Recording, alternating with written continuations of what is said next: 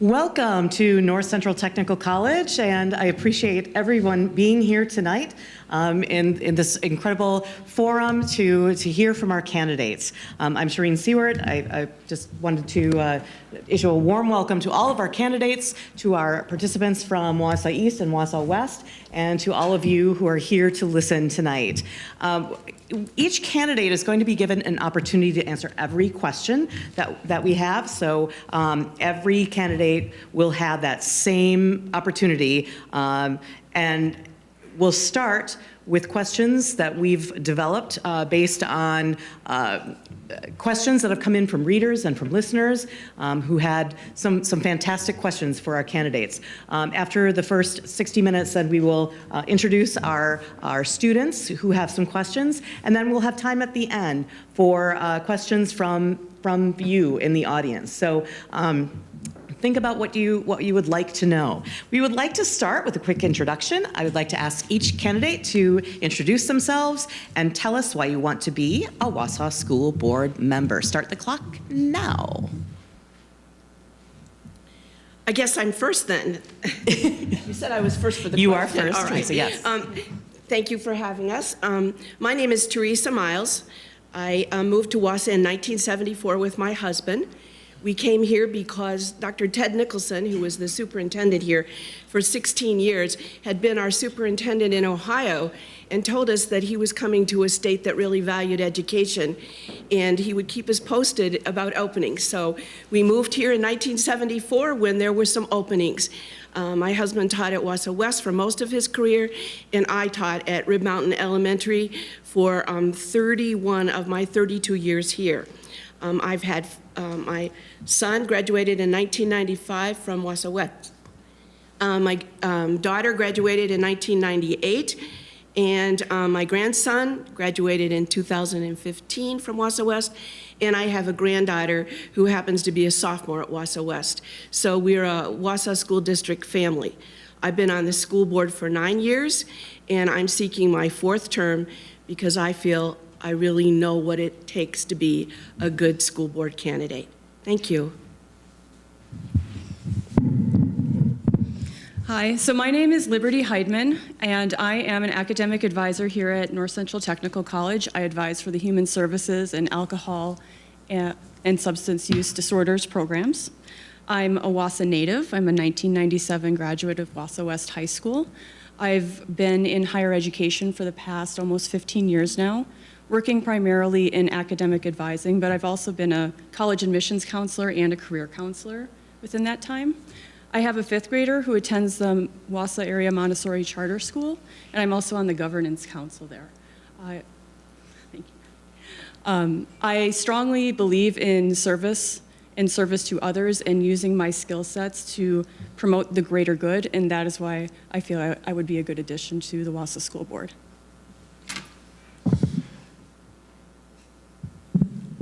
Good evening. I'm Dr. Voigt Smith. I want to thank you all very much for being here tonight. It's an honor for me to be here, and I would like to thank Sunny Radio and the college and Wausau Pilot for all their efforts to make this possible. Thank you very much. First, let me say that I'm an optimist. I'm an optimist at heart. I was president of the Optimist Club when we lived in Tomahawk. I worked very closely with students and with families and with the community. I ran the Student of the Month program, got to know quite a bit about the schools, worked with the administrator up there, and got very much involved with community outreach, and I'm still an optimist. I feel that we're only as strong as our weakest link and that all of us can improve, and it's important with all the changes and the rate of changes going on in our society that we have an education system that's changing and adapting appropriately. I'm a huge fan of quality education. I've been blessed with some wonderful teachers in my life. I'm a graduate of Washington University in St. Louis and Creighton University in Omaha, Nebraska. I'm also a graduate of the Wausau Entrepreneurial Boot Camp. I'm very much an entrepreneur. I have my own practice, Backsmith Advanced Physical Therapy. I'm also an inventor. I have invented selective stabilization support, which has 2 patents on it. And I also manufacture chair supports. I'm also an Air Force veteran. I was a Biomedical Science Corps officer in the Air Force. I worked on active duty, independents, and retirees and DOD teachers. And I'm a patriot. I love God, I love children, I love America, and I love freedom. I'm a family man. I have a wonderful wife, Bonnie, and we have 8 grandchildren. 2 of them are in the Wausau School District. And I want them to have a good quality education, and I want our community to grow and prosper because of a great Wausau district. Thank you.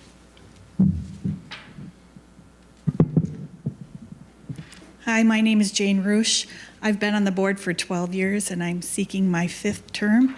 The district has invested a lot of money and time in me. I have the history of what has been going on the board for the last 12 years that I think is vital to keep on the board. I grew up here. I was born in 1960 here, and I went to school here in the public schools. I went away to college and met my husband of 35 years, and we had our children in Fond du Lac. We both worked in the prisons there. But when we got to the point that our kids were going to go back, we're going to start school, my husband had changed careers and was a probation and parole agent, so he could pick anywhere in the state to go. And we picked Wausau because we wanted our kids to have the same education that I had at the same great schools.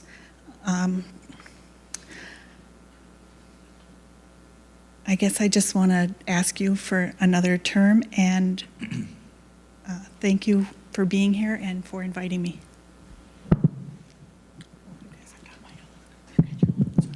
Hi, I'm Mark Holdhusen.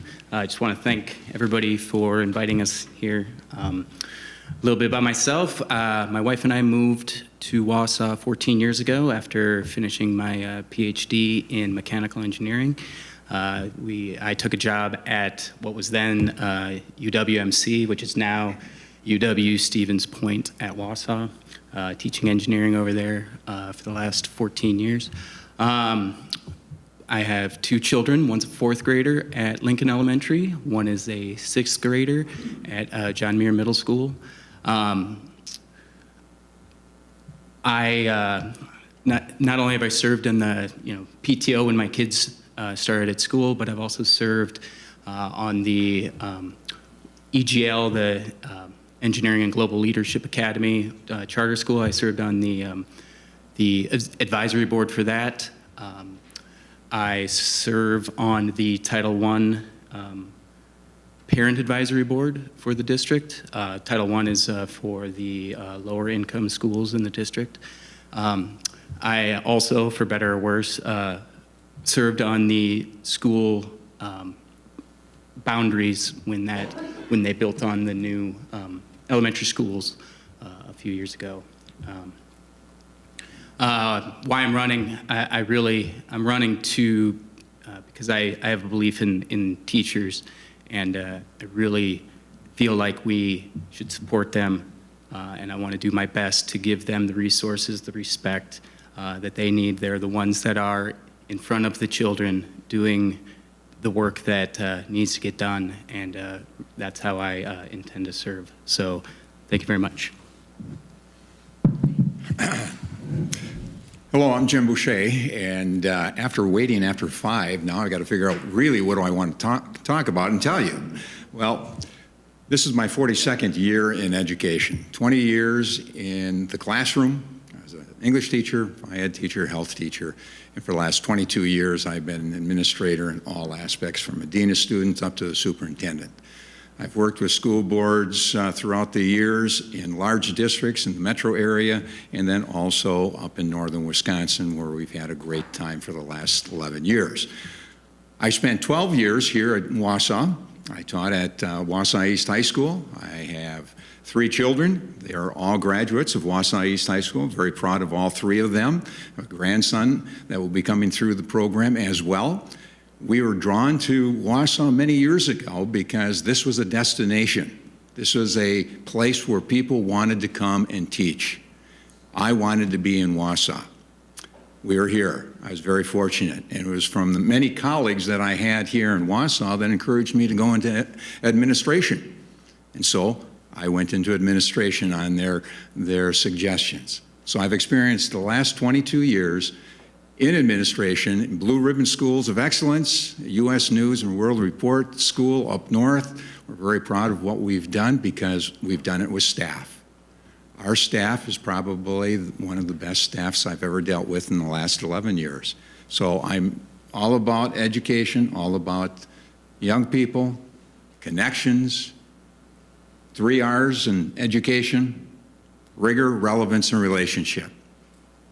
When you create relationships, you create a lot of bridges. Basically, that's the reason why I'd like to come back to Wausau and be on the school board, to see what I can do to help create bridges in communication. Thank you. We'll begin now with the questions. The first question that we'd like to direct, and the order. Liberty will be taking the next question. Very good. So, yes, Very good. starting off the next question, I should say. One important characteristic of any elected official is the ability to step back and see all sides of an issue. We'd like you to give an example of a time you did this in the past, either in your professional or personal life. Boy, that's a good one. Now I have to think back to something that would fit into this category. I feel that I actually do that every day when I speak with students about their academic plans, about issues that come up when they're asking me questions about financial aid. Why isn't my financial aid through? Maybe an issue in their coursework or any other questions like that. I have to often listen to the student, hear their story, and then I need to follow up with other offices, other people, other players in that scenario. So in a very microcosmic way, I do it a lot in my everyday work. There's never just one approach. There's never one story. There's multiple views, there's multiple insights, there's multiple examples, and there's multiple experiences that need to be taken into account for most issues, problems, or solutions that you can come up with.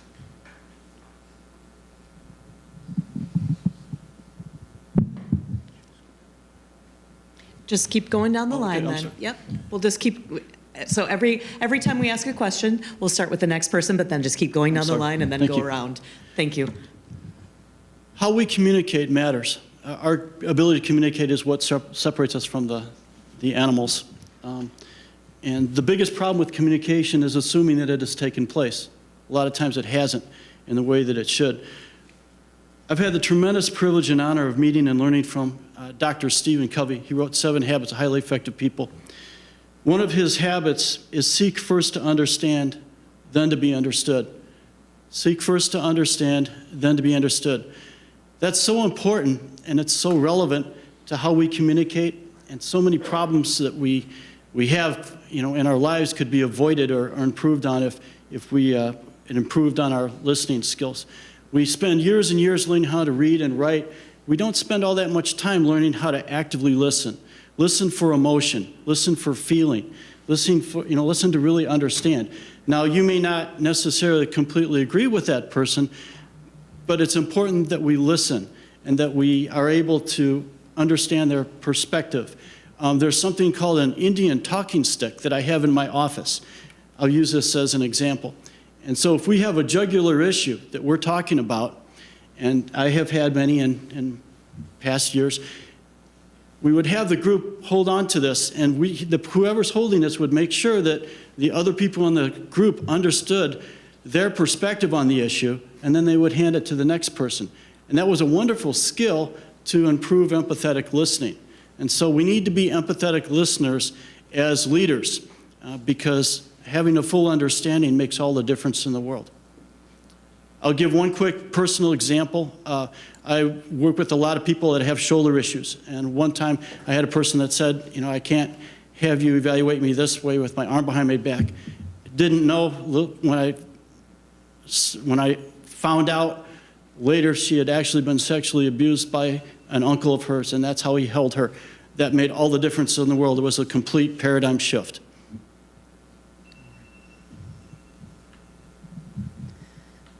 I was trying to think of something that would fit this category, but I think the biggest one where I had to step back and reevaluate everything is with my own children. We have 2 children, and you make all the plans when you have children for their future, and you see out into the future what you hope for them, and then it all has to change when you find out that they are on the autism spectrum. It was trying to educate teachers who had, at that time, very little knowledge about what autism was and how it affected kids from day to day, but trying to understand where they were coming from and trying to still advocate for our children was difficult, and eventually one of the reasons that I ran for school board. So again, I teach college engineering, and as an engineer, if you don't think about every possibility that could be out there, well, then, planes crash and different things of that nature. So it's what I try to instill in my students every day, is that you need to consider all aspects in design, in the things that we do in engineering. Now, specifically a situation maybe more relevant to education, where you look at all that I was involved, where I looked at all sides of an issue, was when I served on the redistricting, redrawing the boundaries for the elementary schools. There was a group of 25 or 30 of us that worked in that group. Everybody, there were representatives from every school. Everybody had their ideas. Everybody had their concerns, their what they thought should happen. You've got to take all of that information in, process it, and then move forward, developing your own ideas and working to come up with a solution that can serve the public to the best that we could. I think we did a pretty good job. I apologize if you got moved and you're unhappy about that, but it was definitely a difficult task, and one that we looked at all sides of the issue to try to come up with a solution that would work best for the district.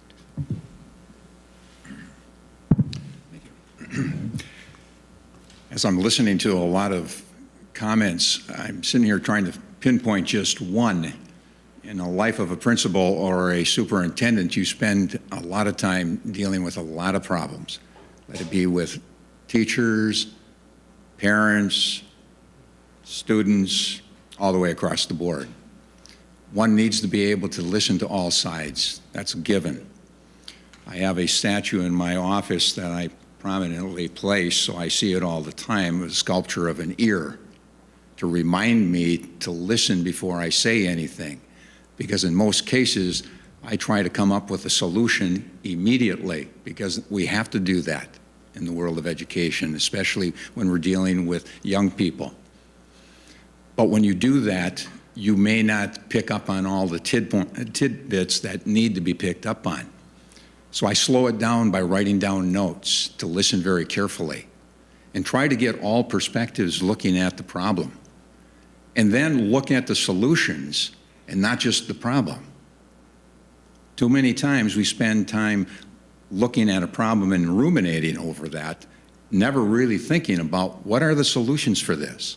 So I try to listen, write things down, and then I bring in some ideas from others, because my idea may not be the best idea.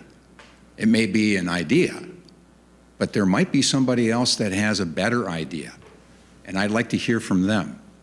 So what I've done so far in this answer is that I've given you probably 20 situations that I've summarized into one. Listening is the key. Listening to all the perspectives and knowing that everybody's perspective is their reality. Thank you. I was thinking of several situations as a school board member that I've been put under where it's not been pleasant. One of them was a music controversy a few years ago, and the community was up in arms about what kind of music would be at the winter program and what was the proper thing to do. And it was a very emotional evening to sit and have people pour their hearts out for 4 hours about one side or the other of the issue. I remember a particular Rabbi Danson got up and said, I counsel a lot of young people about the choral programs at the high school. And he said, it's very difficult to ask a high school student to walk off stage when a particular song is going to be sung, and they're not comfortable with it. And then there's the other side where people feel that this was traditional music and that it's part of our heritage, and it should be something that everybody comes to enjoy. It was a long process, but the end of it was the board was able to listen, and they went back and they formed a community committee. And they started reviewing the materials and get community input where everybody had a say. And I'm happy to say that this fall, that committee is now disbanded. They don't think they need to meet every year, and they're on a on-call basis. I just think that's the way we listened. Thank you. One thing that just occurred to me, I have to tell you, when you're on the radio, people can't see you. So I think, moving forward, how about as soon as you're asked the question, when it's your turn, just state your name so that the people who are listening on the radio know who they're listening to. Thank you very much. Our next question, we received quite a few questions in advance about the issue of diversity and the role that school districts should play in championing equality in Wausau. For example, the Hmong community asked questions. They said for years they've asked for more emphasis on Hmong history. We heard from an African-American family who said they'd like to see more education on the history of America's racial divide. So as a school board member, are there any specific subject areas you think should be included in the curriculum on the issue of racial diversity? Voigt, we'll start with you. This is Voigt. I had the privilege and honor to meet with one of the Hmong leaders in our community just about a weekend ago. I had no idea how much history was involved with the Hmong culture and what that history was in terms of the Vietnam War, how they helped our pilots who had crashed in Vietnam, and how they had supported our troops in so many ways, and how many casualties that they had. And they're a wonderful culture, and I think we need to reach out to them much more. They have so much to offer our community, and they have a history to be very proud of because they have helped our community. They have, there's one of their individuals that actually saved 3 villages. And so our people need to hear about that. That's relevant history. That's local history. That's history that matters. And we live in America, and we have diversity, and that's a wonderful thing. We have a melting pot of people that come from all over the world, and they have different ideas and different backgrounds.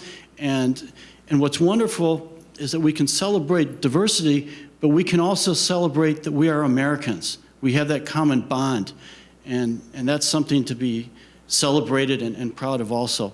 So I love diversity, and I love the fact that we're Americans. And I love the fact that that there's such a rich culture when we dig and we find, and so I'm hopeful that there will be much more emphasis on the Hmong community in terms of their history, because it is wonderful and it is relevant.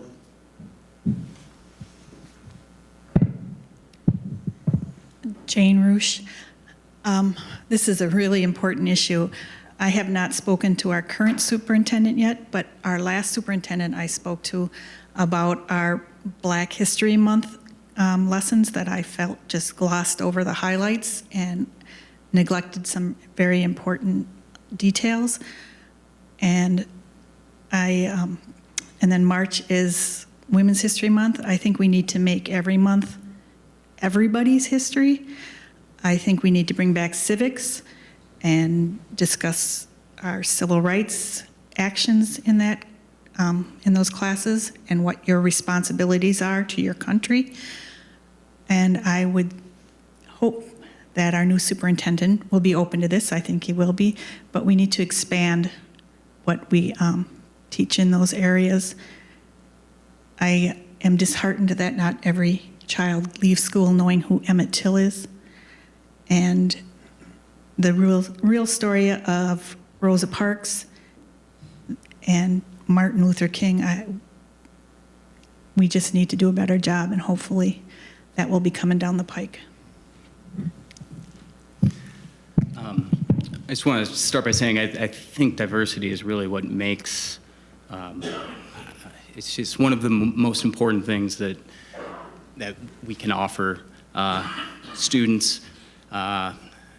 As much as we could possibly get in, that would be great. With regards to the curriculum specifically, while I think, of course, in Native American studies, especially the tribes of Wisconsin, Hmong history, and different things of that nature, I think it needs to be incorporated throughout the curriculum, and is all the way down to the elementary school level, and not just in, as you said, at paying it kind of a lip service, like, oh, Betsy Ross sewed the first flag. Well, there's much more going on in this country and the world with women, with different ethnicities, and so more so than just individual classes, which I think would be great, but trying to incorporate that into all classes that we offer at all levels that we offer, I think would be a step in the right direction to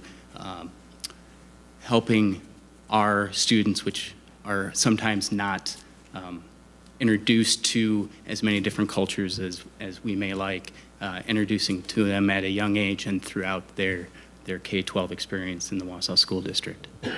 I'm sorry, that was Mark Holdhusen, I forgot to say. Boso, Jim Bouche. That's Menominee for hello. Menam is a part of my heritage. I've spent the last 11 years in Ojibwe land. LDF, Lac de Flambeau, 6 Ojibwe tribes in the state of Wisconsin, 12 tribes in the state of Wisconsin, 11 identified by the federal government. These are things that we need to be aware of. Also, when I taught here, I came here in 1985. That was when the first wave of Southeast Asians came to the country and came to our area. I got the opportunity to work very closely with our Hmong group in that area, and I taught many students that came through my classes, let it be English, Phy Ed, or health. When I went into administration, I spent a lot of time in an area where we had a lot of Somalian refugees come in. Spent a lot of time talking with them about where they came from, because depending on where they came from, gave us an idea of what kind of an education they had before they got to us. And then in 11 years up north, I've had the privilege to find out that we don't do a good enough job teaching about culture. Act 31 is a mandate for the state of Wisconsin.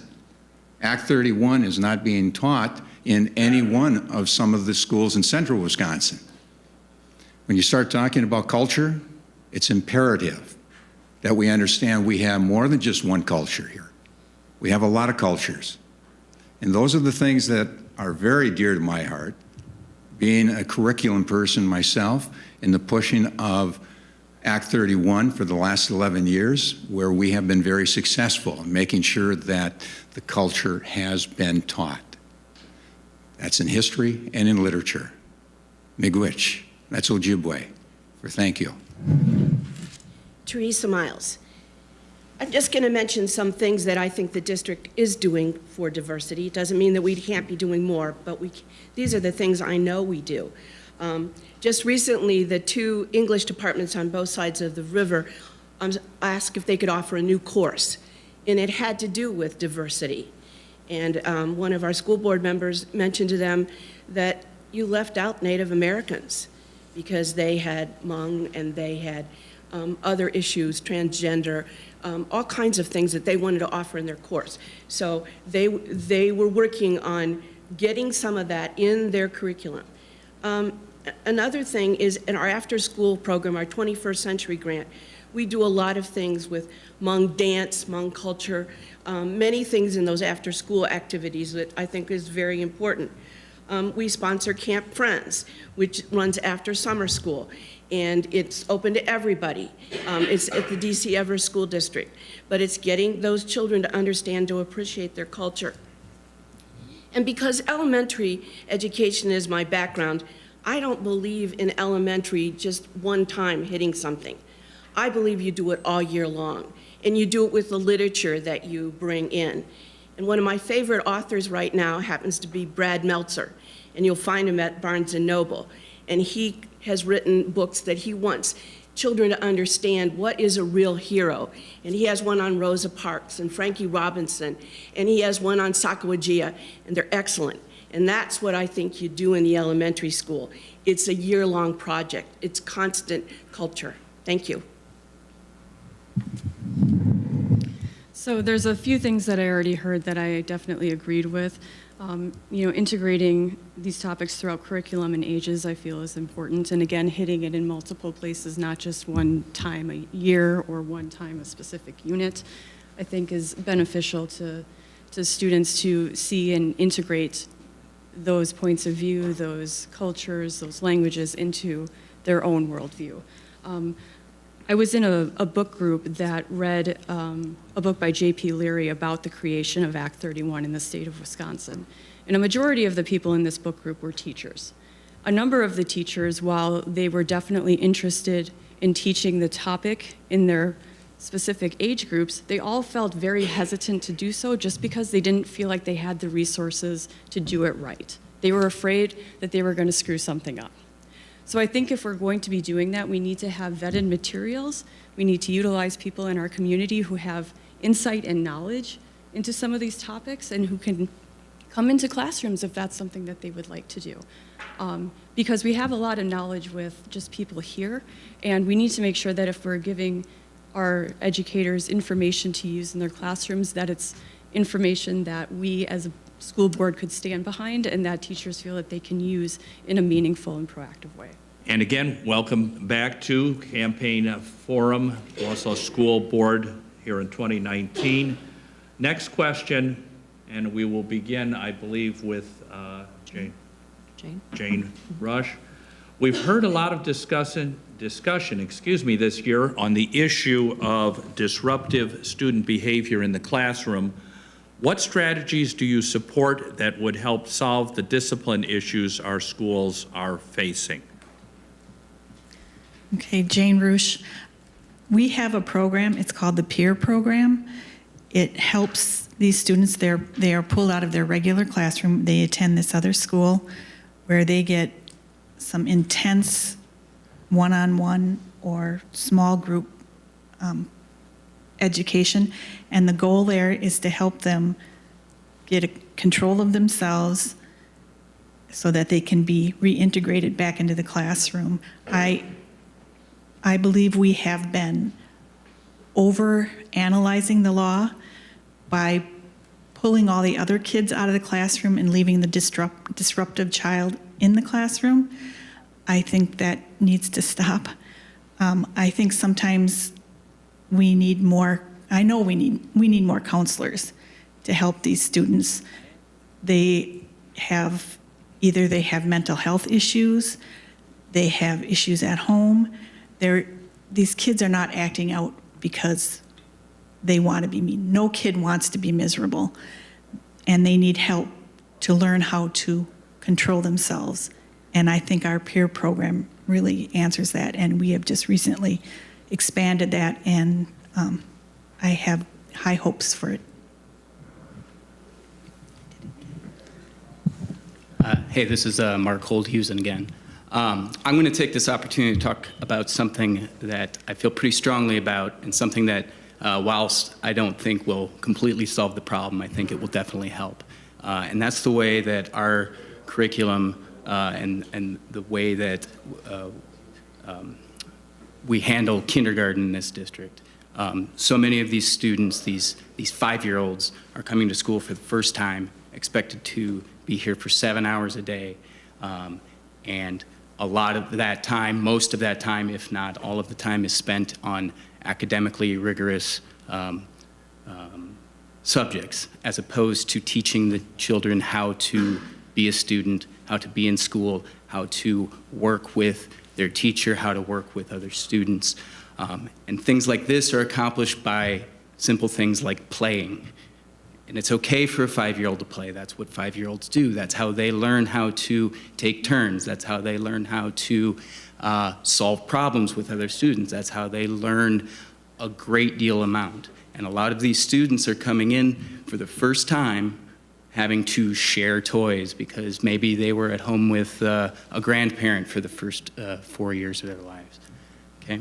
We need to allow these students to learn how to be in school and to do more age-appropriate and have better expectations for that. And I truly believe that if they learn how to interact with each other and interact with adults, that the behavior, and studies have shown that the behavior actually improves later on in their schooling. So that is one thing that I strongly believe would help behavior issues in the later grades. I'm going to agree with what Mark just said about the lower level. I believe that is something that it starts, behaviors start at an early level. But I'm going to talk a little bit from the middle school to the high school level and talk about the fact that what we need to see, and I don't want to say that it's a perfect possibility, but we've done it. We had success, and this was both at the metro area and up in northern Wisconsin, where we had a lot of diversity. Having relationships built with the families, having relationships built with the clans. Up there, we're talking about the Bear Clan, the Turtle Clan.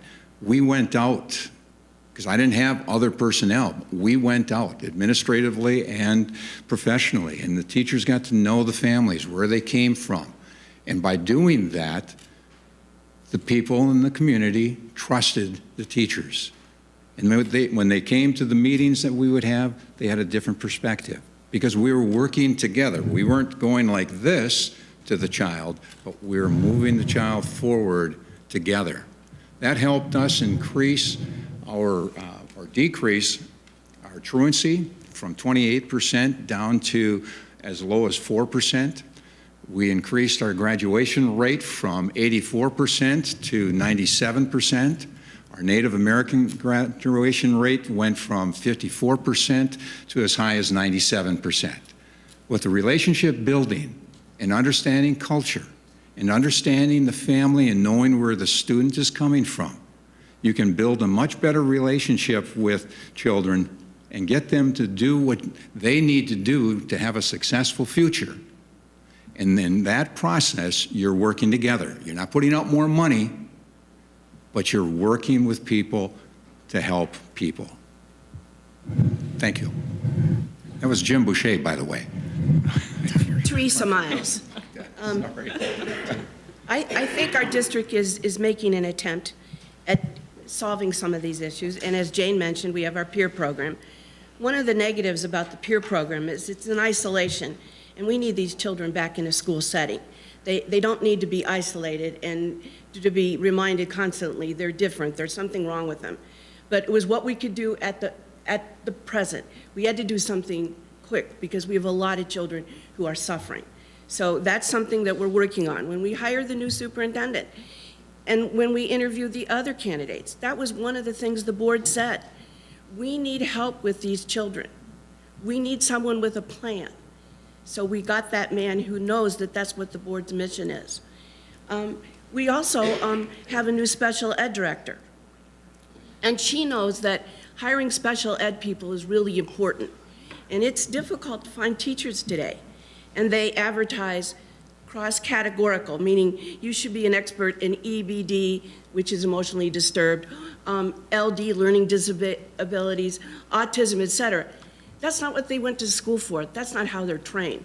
So she's making an effort to place those people in their expertise area, not something that's foreign to them or something that they don't feel comfortable in.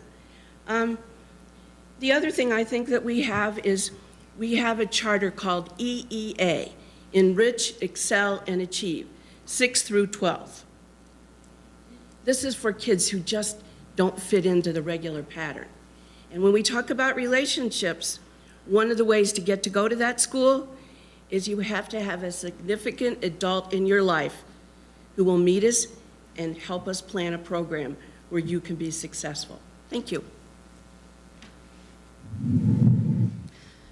So again, I've heard a lot of things that, liberty, thank you everyone, that I see as positive signs and positive steps. The peer program sounds like it has some potential, but you're right with the shortfalls of it, of removing the students and having them outside of the classroom. Having more counselors and being able to get into the underlying issues of why there's disruption in the classroom.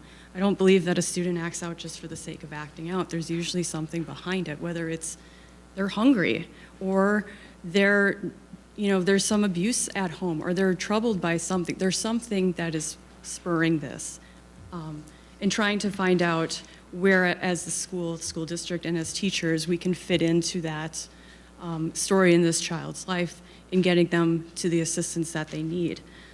Another thing that I think would be beneficial with these particular situations is asking teachers what has worked for you in your classrooms. What has worked for you with certain situations or certain students?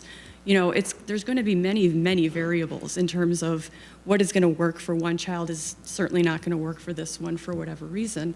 So trying to figure out what are the tactics that have worked, the ones that are maybe a little more just a redirection, and that's all that it takes, to ones that are much more severe in terms of the behavior and then the reaction that needs to come with it to make sure that everyone is safe. Thank you. Hi, it's Dr. Voigt Smith. I've been blessed with some wonderful children, but I also know that there's challenges with parenting, and discipline is always a tough thing for any parent. Like it or not, as a parent, you are a leader, and you're responsible for your child's behavior. I'm absolutely convinced that the greatest natural resource that we have in Wisconsin, as well as in America, is the family. There's no amount of worldly success that can compensate for failure in the home.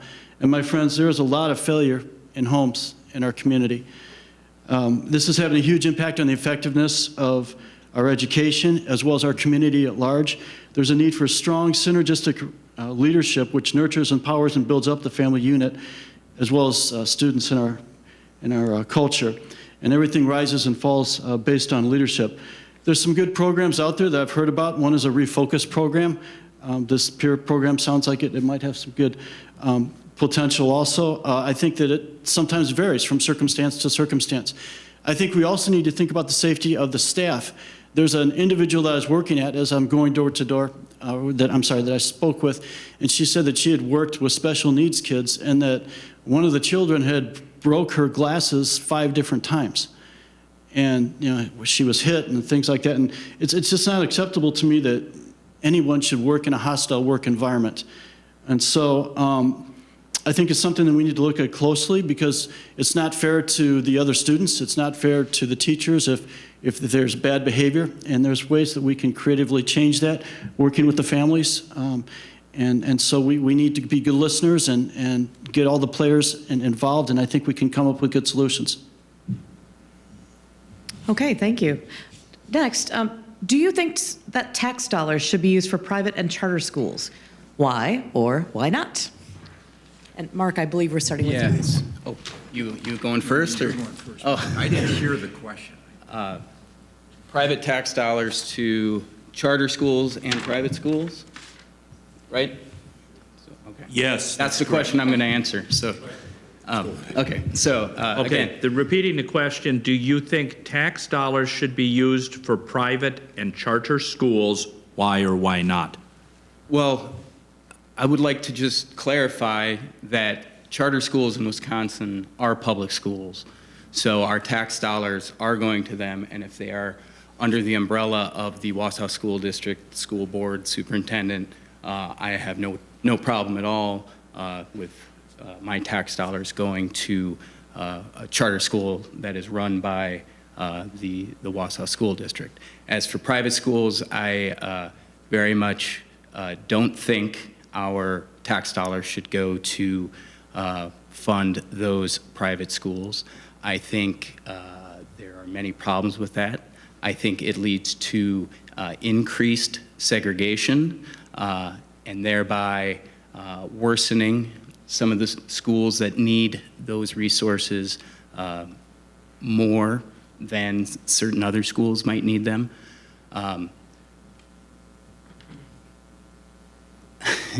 I'm sorry, I'm pausing. It's just it's very much a clear answer to me that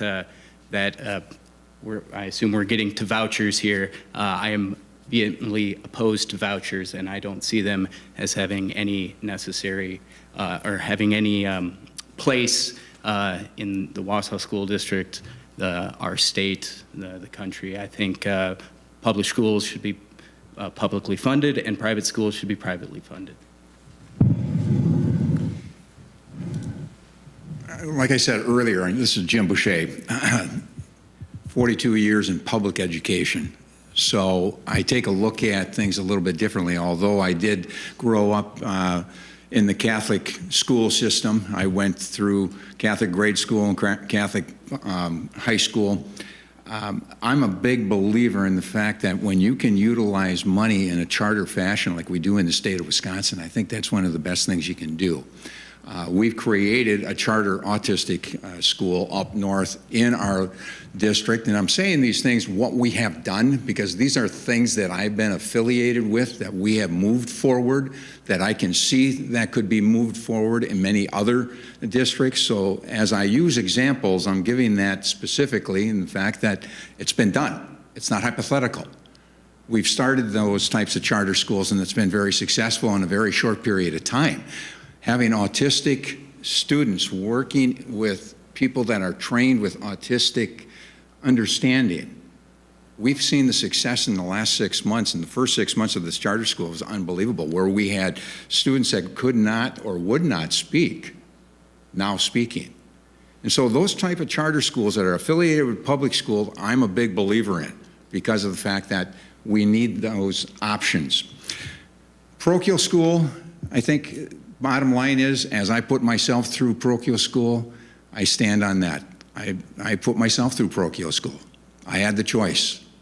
I didn't get the opportunity to play grade school football because I wanted to go to the grade school, the Catholic grade school. If I would have gone to the public school, I would have gone over there to play football. I go back all those many years and I can remember. But as an athletic director, we had the same situation over in Minnesota where the money, we did not get budgeted for homeschoolers or parochial schools to come into the high school. So we looked at possibly charging them. So I'm looking at the fact that public school money, taxpayer, goes to the public school system that we have. That's how I feel.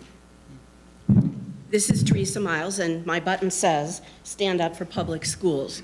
I am certainly against voucher money going to private and parochial schools. We are not adequately funding our public schools, and there's no way that we can afford a two-system. We can't. And just a few facts. Right now, we get 24.5 cents on the dollar for our special ed costs. Long time ago, the state said we would get around 60%. So that cost our school district yearly, right now, $10 million in our general fund to help support what our state should be helping us. Private and parochial schools don't have to go by the same rules. They also don't have to use the money that we give them for the purpose that they're intended. Special ed funds don't have to be used for that special ed child. Just recently, a week ago at our school board meeting, we passed a resolution that we want our state legislators to know that we want the cost of these private and voucher schools on the tax roll. We want you as our citizens to know how much it's costing us. This year, it's costing us $1,600,000 for the voucher and private schools. Think what we could do with that money, and think how many students, and giving our teachers an adequate salary would be the first two on my list. Thank you. This is Liberty, and thank you, Mark, for clarifying the charter schools in Wisconsin. As a member of the Wausau Area Montessori Charter School Governance Council, I get that a lot. There's a lot of misconceptions about what is a charter school. A lot of people think they are independent, and that they are funded through private dollars and that they're private schools, and in Wisconsin they're not. So thank you for answering that already. I do not think that public money should go to private entities. Thank you. Hi, Dr. Smith. I'm learning more and more I think that charter schools have some good merit, and that they a lot of times can reinvent themselves easier. A lot of times they don't have to go through as much bureaucracy. They're competing for students, and if a charter school fails, they can shut down that school and replace it with new leadership or another school. Like it or not. About voucher schools or charter schools? Charter schools, I'm sorry. Charter schools have more ability, it's my understanding, to change than some of the public schools do. But, you know, we need to, as a school district, be competitive. We need to, you know, understand that we're competing against other districts. And so what can we do to improve efficiency? What can we do to make things more desirable for students? How, you know, competition can breed excellence, and that's what a free market system does. And so I'm not sure on the voucher system. There's things that I kind of see about it that I, you know, could see some instances where that would be appropriate. When one is some of these folks that are in really failing schools in Milwaukee. A lot of these parents don't have a choice, and they really can't afford to send them to another school. And so I could see where it would be very nice if I was in that situation to be able to do that. But again, one size doesn't fit all, and there's advantages to charter schools, there's advantages that public schools have, and so I think it's good for us to have options. Jane Rusch. I'd like to first clarify again, charter schools are public schools. They are answerable to the school board. Voucher schools are not answerable to the public. And when we give our tax dollars to voucher programs where they don't have any accountability to the public that pays those bills, that's taxation without representation, and it's wrong. We need our public schools to be funded. The state cannot afford to fund two separate school systems, and it needs to stop. Our next question, beginning, I believe, with James? Is James the right? Yeah, yep, I think. is what is your view on arming teachers in the classroom?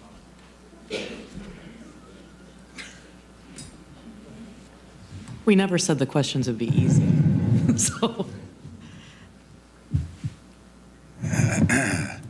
Well, I'll tell you, I can give you a lot of different examples on both sides of that one, and I'm really, let me give you an example of a teacher that came into my classroom, or into my office about 2 years ago when we had a threat.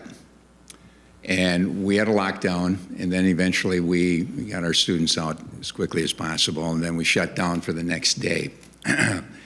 One of my teachers said, Jim, I'll tell you what, I've been hearing people talking about arming. I don't want to be an armed person. I said, I don't want you being an armed person. You're not comfortable with anything like that. I would not want you to be armed. I believe it's a necessity to have resource officers. We've always, every place I've been at as an administrator, we've always had a resource officer. That's a liaison officer. That's a police officer. That's a person that's in the building. I've always believed in that because you can use that as a learning experience as well as a protection. We've always utilized our police up north to come in and talk about the necessity of understanding what guns are and all of this type of stuff, plus the fact about bringing in psychologists to work with our children, bringing in more counselors to work with our children. There's a lot more that goes along with that, so when you just narrow it down to just having guns in the school, that's not the thing that you want to do. That's not what you want to do. I want to be well protected, and I want our students to be well protected, and that's the most important thing right there, along with our staff, because our staff, everybody's under the responsibility of a school board, superintendent, and principal. Being that principal and superintendent, every time I heard about any of these types of shootings, we went through drills. We went through a lot of drills and made sure that everybody knew exactly what they had to do if something like this were to happen. But that was all reactionary. To finish it, I would say we need to spend more time talking about getting more psychologists, school psychologists, and more counselors into the building rather than talking about are we going to put guns in the building. Theresa Miles. I certainly, as a former retired teacher, would have never wanted to have to be armed. I don't think I could shoot anyone for any reason. A couple things that, I have a nephew who's in the police force in Florida, and this summer they had 4 months to get enough so that every single school, public school in Florida, had an armed officer in their building. And he said to me, you know what that does? That gives the community a false sense of security. It's not good. He said, really what we need is gun safety. And that was his kind of mantra, which stuck with me. And, you know, teachers didn't go into teaching to shoot people. And just the logistics of someone having a gun and having it available just doesn't make sense to me. But I'll give you a little caveat. When I was at the National School Board Convention last year, there was a rural school district in Utah that's an hour away from any help. And they had a teacher on their staff who agreed to be trained and to have a gun and to go through training so that he was an expert. I didn't have a problem with that. That's outside the norm. Thank you. This is Liberty. The question is, what is our view on arming teachers in the classroom? And I do not believe that teachers should be armed. I think it's completely inappropriate, and there is other ways to keep kids safe at schools. Thank you. Hi, this is Dr. Voigt Smith. Having a weapon is a huge responsibility. Being an Air Force officer, I carried a weapon that was loaded at times. It's something that you definitely don't want just anybody doing. It's a crazy world out there. And unfortunately, we're seeing a lot of school shootings. Safety has to be our #1 responsibility. Now, what's the best way to do that? I think it depends what school you're in and what the circumstances are and what the culture is. I think in some cases it might make sense to have a person, if they're comfortable with it and they're competent with it, to carry a weapon. Quite honestly, in the church that I attend, they have weapons there. Nobody knows who has the weapons, but in case there is a school shooting, we have a response team that will kick into action immediately. My church has been proactive. I think that we should be proactive also. The only thing that's going to stop a bad person with a gun is a good person with a gun. There's ways to be proactive. One great thing that I heard that one teacher does on a regular basis is she asks her students, who do you feel comfortable sitting next to? And who do you not feel comfortable sitting next to? She just has this informal survey going on a regular basis. And she gets a lot of good information on what's going on in the culture and who might be high risk and who might need some counseling and who might need some additional help or intervention. But it's not fair to our students, and it's not fair to our staff, or to other people that might be in the school to be in an unsafe environment. So safety has to be our #1 concern. And I think that we can find creative solutions, and I don't think we necessarily have to have weapons, but in some cases that might be appropriate. Jane Rusch, absolutely not. I was a correctional officer in a maximum security prison in my past life, and one of the first questions they ask you at the interview for that job is, could you shoot someone? And my answer was quickly yes, if it needed to be done. Teachers aren't asked that when they're hired. That isn't part of the discussion when they decide to go into education. And we have SROs in our schools, and frankly, that's going to be enough. What we need to lessen the chance of school shootings, we need better mental health care that's available to everybody. We need health care that everybody has access to. There are some talks right now about bringing more mental health care professionals into our schools to work with the children, but we need to answer that problem on that end rather than arming people, because we know what's happened. Remember when we started talking about having armed teachers? The teacher that left her weapon in the bathroom at school? We don't need to go down that route. This is Mark Holdhusen. This will be very simple. Teachers should not be armed. Thank you. We have so many more questions that readers and listeners submitted, but we want to give our student representatives a chance up at the podium. So if I can ask you young ladies to come on up. They each have 2 questions for you. They'll identify themselves and tell you where they're from. Make sure your mic is on. And ask the questions of you just as we did. So. All right. Hello, I'm Yinglai Chang. I'm from Wausau East, and I'm a junior. Thank you so much for having me here and asking a couple of questions to the candidates. So my first question is, while reading on the Wausau school page, I saw a couple of questions that you guys had to answer. And many of you guys mentioned that attracting and recruiting new teachers are a priority, which it most definitely is. But how could you, or the school board, or the district even as a whole, make sure that current teachers stay within the Wausau School District over other districts like DC Everest? Theresa Miles. I served on the compensation committee for 2 of the last 5 years, and teachers had input. No plan fits everybody. And when you don't have enough money, there's always a group that feels shortchanged. I wish I had an answer about how to give those people who've been very loyal to us more money. But whenever you give one group a little more money, the other group doesn't get any.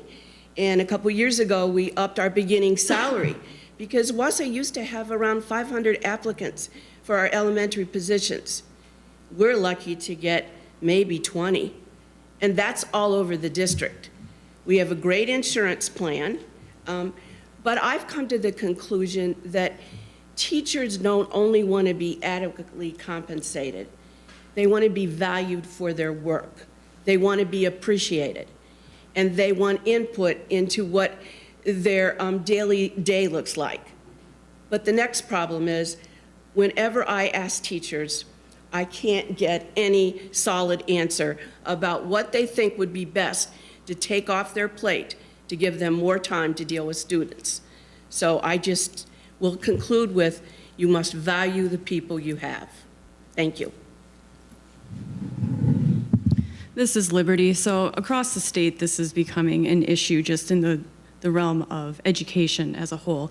Not as many people are going into education, which means that with the positions that are open, there's less people who are going to be applying for them, and the ones who have the good skill sets and the right credentials are going to be highly sought after. So again, if we don't have the money, if that is part of the issue, what else can we give to teachers in terms of the, like you were saying, just the respect that they deserve and letting them know that they're appreciated? How do we give them their time back? Do we need to look at what we're doing and asking them to do and find out if we're duplicating our efforts? Are we initiating teachers to death?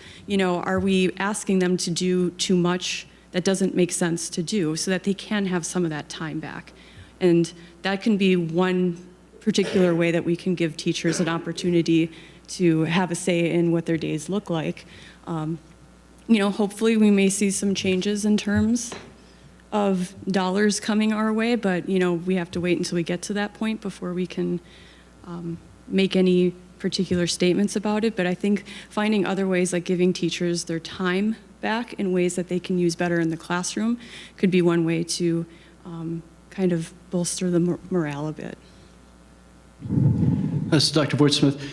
Aristotle said, "We are what we repeatedly do. Excellence, therefore, is not an act, but a habit." And so our habits matter in leadership. In order for us to be great as an organization, we have to have great habits.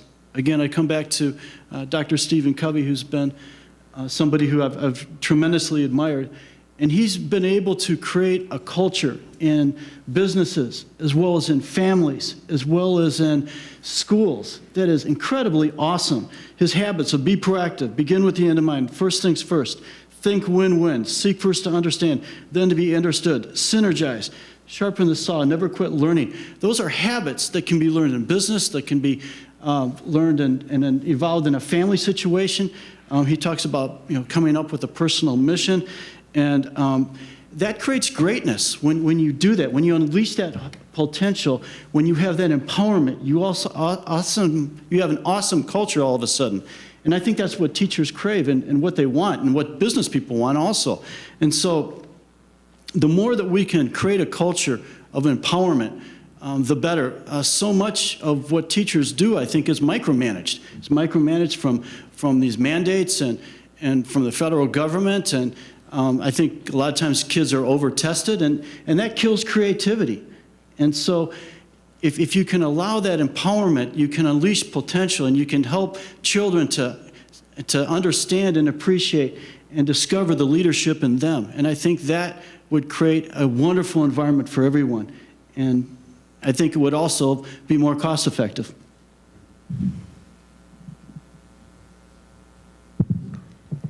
This is Jane.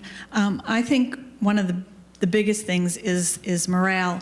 We can only do so much because we only get so much money from the state, and we have to divide that up as best we can between all our workers.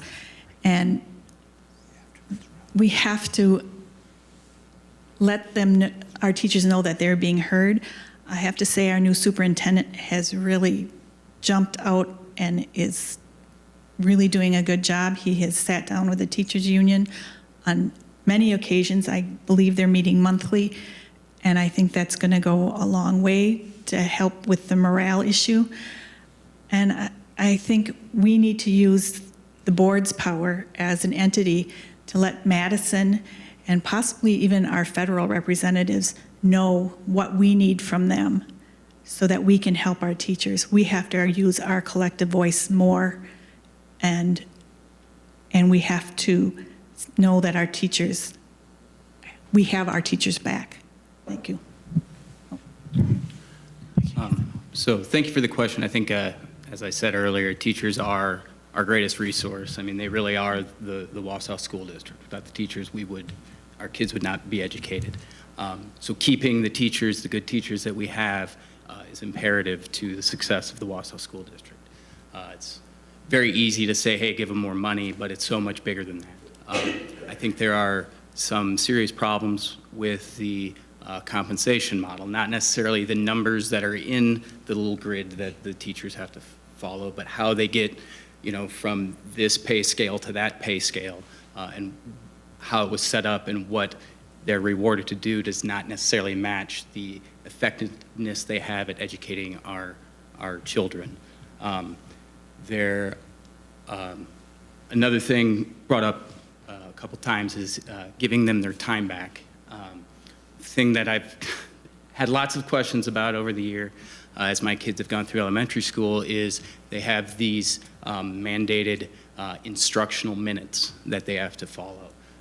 65 minutes of reading, 72 minutes of math, 40 minutes of whatever. It's not that simple in a classroom of 7-year-olds to say you get 73 minutes of this, that, and the other. Give those teachers the autonomy to do their job. They're the ones working with the students. They're the ones that know what needs to happen. They're the ones that can make the decisions that will benefit our children.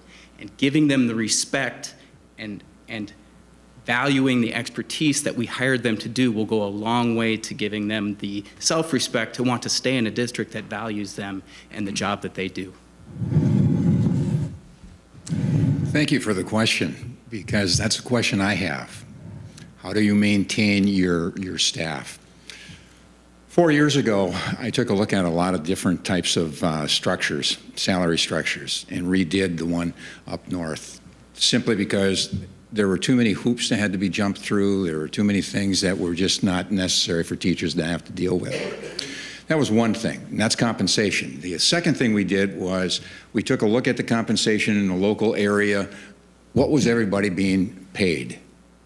And we were in the right with them, and we went above it. We took that because they need to be compensated. Teachers need to be compensated. Third thing that we took a look at was how can we help them get their professional development? How can we supplement professional development? How can we get them what they need in order to do what they have to do in the classroom for you as the students? Because if we're going to raise the bar for you, we need to raise the bar for the teachers and to get them to that point as well. So we did 3 major things to get to that direction. But then the other thing that we looked at is having an environment that's going to help and support one another. When there's a problem, you're going to find the right people to support the teachers, the family, the students. You need to have that 360 support system. The fifth thing that we went into is to make sure that we gave credit for going on for education. Lifetime learners. We want to have lifetime learners in the world of education. We talked about it for many years and we took it away. We need to figure out how we can get that back to our staff members. But this is all local control. This is local control. And we need to become the star of central Wisconsin so that people come here as a destination, not to come here to go to someplace else, because that is the question that I'm hearing in the community. How do we maintain our quality teachers? Those are just a few examples. Before we continue with our questions from our Wausau East and West students, I'd like to remind you that this is the 2019 Wausau School District Candidate Forum, live from Northcentral Technical College, right here on Cool Oldies 1230 WXCO. And we are going to allow ourselves a little flexibility to go beyond 8 o'clock if we need to, so that candidates get the opportunity to all answer whatever turns out to be the last question. All right, go ahead. All right. Thank you so much for your answers. And my second question is, what is or how can you define success for a student? Success for a student. My turn? My turn. I'm sorry. Okay. This is Liberty. Success can look in a lot of different ways.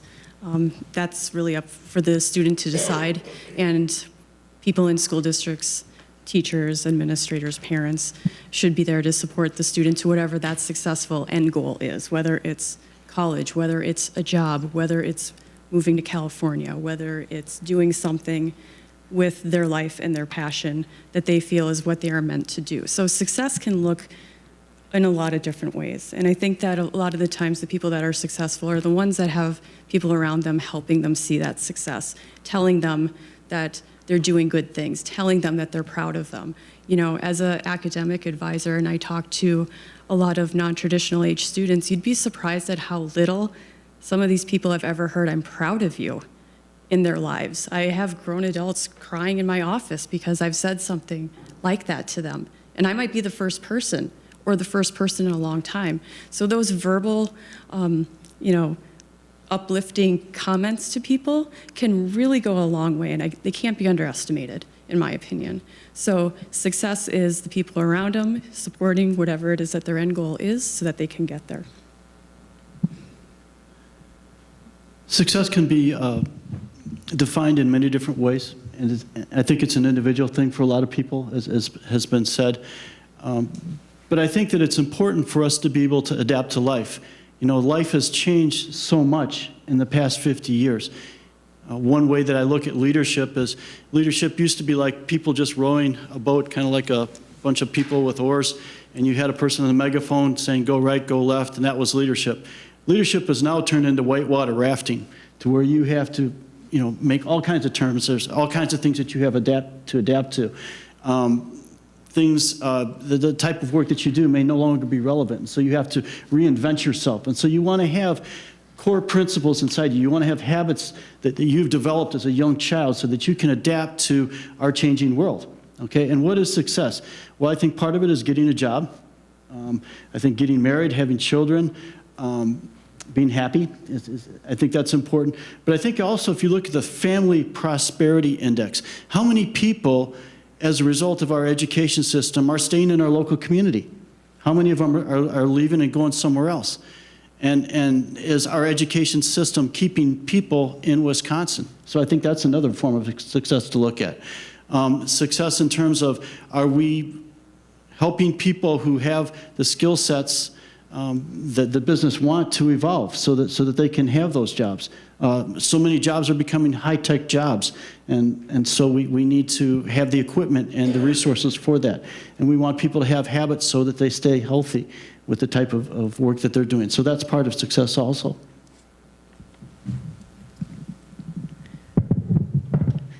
Hi, it's Jane. I think our district is all about success, helping our kids find success. We have multiple charter schools so that they can find their niche. We have a virtual school. We have counselors in our schools that help our kids. One of my children went to the classroom half the day, and then the second half of the day, he would be on an online class because it was of his autism spectrum. It was just too overwhelming to do the whole day in the classroom. We really strive to meet the needs of our kids. Can we do better? Of course, everybody can do better, but we need to hear that from the public when there's a vacancy there or a deficit that we haven't addressed. But I think we go to 6 graduations every year, and I see a lot of success from those kids. And we have our advanced placement and our IB. We have a fantastic automotive, welding, woods shops. They're just phenomenal. We got a tour of the Wausau East one at the last month at the meeting. It just is, I think we really do a good job, and I think we're always looking to make it even better. So, as others have said, defining success for students is very individualized. Each student has a different goal in mind, and I think it's success to a student is if they reach their goal, be it going to a technical school like NTC or going to liberal arts university like UWSP, or if it's to go out into the workforce straight from high school in an automotive job or what have you. As I think about maybe more of a global, how I would define a success is, are we preparing you for that next step? Are we really preparing you to be an adult in this world? Oftentimes, maybe you don't leave home, but are you prepared to go start living your life once you leave high school? And if we can do that, as what, whether it's preparing you for college or even, hey, now you know how to, balance your checkbook or, read the newspaper or, what have you. I think, if we can do that for students and prepare them for whatever that next step is and give them as many options and as many opportunities as possible to achieve that next step in their life into adulthood, I think that is really what defines a successful education. Very good question. And I don't just say that lightly. Goes back to what we talked about before. It's relationship building with the family, relationship building with you as the student, understanding that you have a teacher that you can trust, that you can talk to. I can throw out all of the different things that we talk about today, ACP, academic career planning, job cruising. We can talk about all the software that goes along with it, but it's a matter of sitting down and talking, and everyone does that, from the principal all the way down to the custodian. Working with you as students, these are opportunities out there. Here are the opportunities. We're planning or we're training you for some opportunities that haven't even been created yet.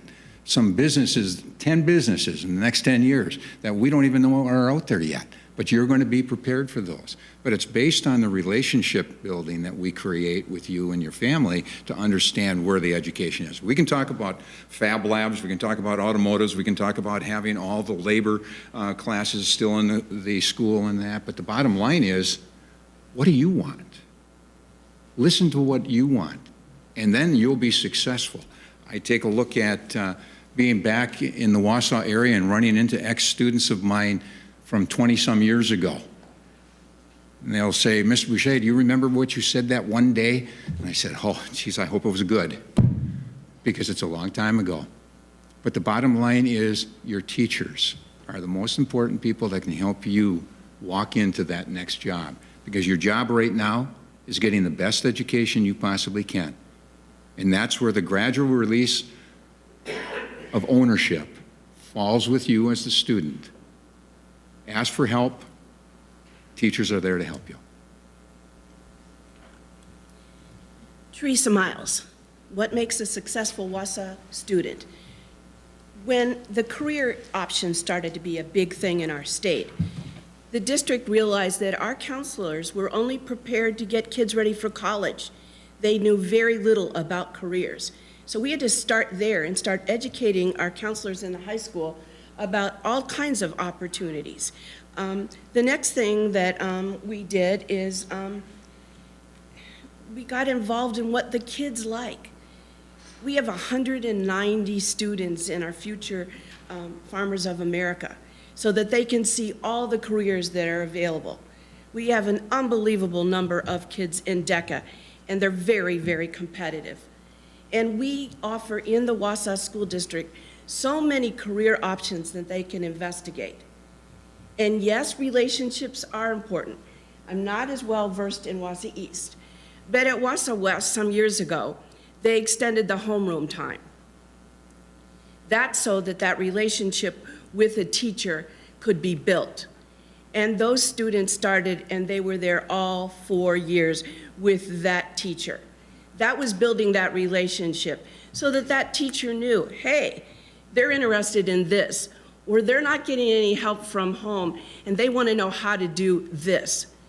And I think we do a great job at connecting those kids with the right person. And you are so right. A student will come up to me today and say, oh, Mrs. Miles, whenever I see fantastic Mr. Fox, I think of all the fun we had. Yes, it's relationships that they have with the teachers, and I think that we do a great job in providing that for our students. Thank you. Thank you so much. Hello, I'm Trinity Foster. I'm 17 years old, and I'm a junior at Wausau West High School. My first question is, many of our schools are full to capacity. What do you think should be done about the overcrowding in all of our great schools?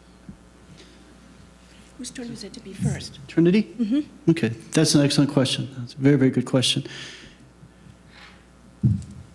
There's an issue that I'm discovering a little bit more and more. I think a lot of people have heard. In fact, I think this has been going on for several years. But the population base has increased much more on the west side of the river compared to the east side of the river. And so we've got kind of schools that are bursting at the seams on the west side when the east side is actually declining in enrollment. And so that creates a problem. And it's something that I think has kind of been put on the back burner for a long time. And it's something I think that we need to really go after. Going door to door, one person that I talked to this weekend brought that up. And what came up in our conversation is what the fire department does. The fire department no longer uses the river to separate east and west. I think it's 18th Avenue that they use. But we don't have to use the river. That's one thing, you know.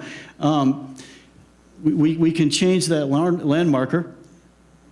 How do we want to change it? I don't know, you know, but we can do that. And so I think that would be something to consider.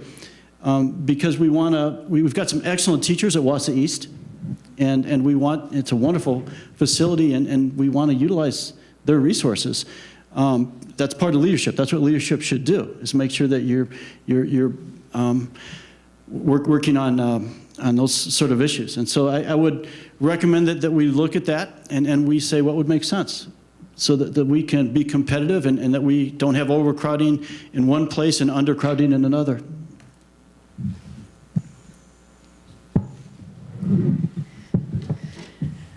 Hi, it's Jane again. Boy, this is a tough one because that river has been the river since 1970 when they opened Wausau West. And people are adamant. I don't even think that's a strong enough word, that the river remains the way it is. What is the answer? I think it's going to take a lot of public input. I'm not even going to throw any theories out there because I don't want rumors to start.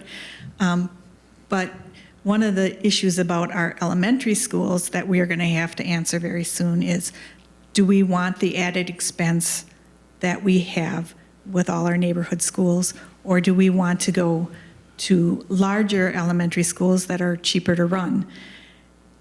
We have some buildings that are quite ancient, and I don't know how much longer they're going to do service for us. but that's a discussion we're going to have in the not-too-distant future. And I think that's something that we are going to have. I cannot sit here and dictate what we can do. I need to hear from you. Thanks. Mark Holdhusen. When you asked the question, I had one answer, and then Voigt spoke, and I was like, oh yeah, that's part of this question too, and then Jane. So, okay, I got three things I need to talk about now. So as far as overcrowding, I think we're in a little bubble here. Now, this doesn't help you in a school that's probably overcrowded right now. It doesn't help my kids that are going through this bubble as well, but I sat in on some of the board meetings where Bob Tess showed the population growth, and there's this bulge of students going through right now that in the future are not going to be there. So I would hate to make drastic changes that might upset or overrun a budget or things of that nature on a problem that might go away in 5 years. So that's the answer to the original question. As far as the river and the high schools, I am not going to pretend I have an answer. This goes back to one of I think it was the first question we had was, we need to get all of the input. We need to look at all sides of this and come up with a solution. And perhaps that solution is, hey, let's just be patient because maybe this problem is actually not a problem down the line. As far as neighborhood schools, I'm a big proponent of neighborhood schools. The research tells us that the optimal elementary school size should be between 300 and 400 students. So going to this quote unquote model school that the board has talked about for several years, where we build these large 600 student elementary schools, I strongly believe is not good for students. Maybe not good for the budget either, but I'm much more interested in doing what's right for the students. Your answer changed 3 times. Now my answer has changed 4 times on this.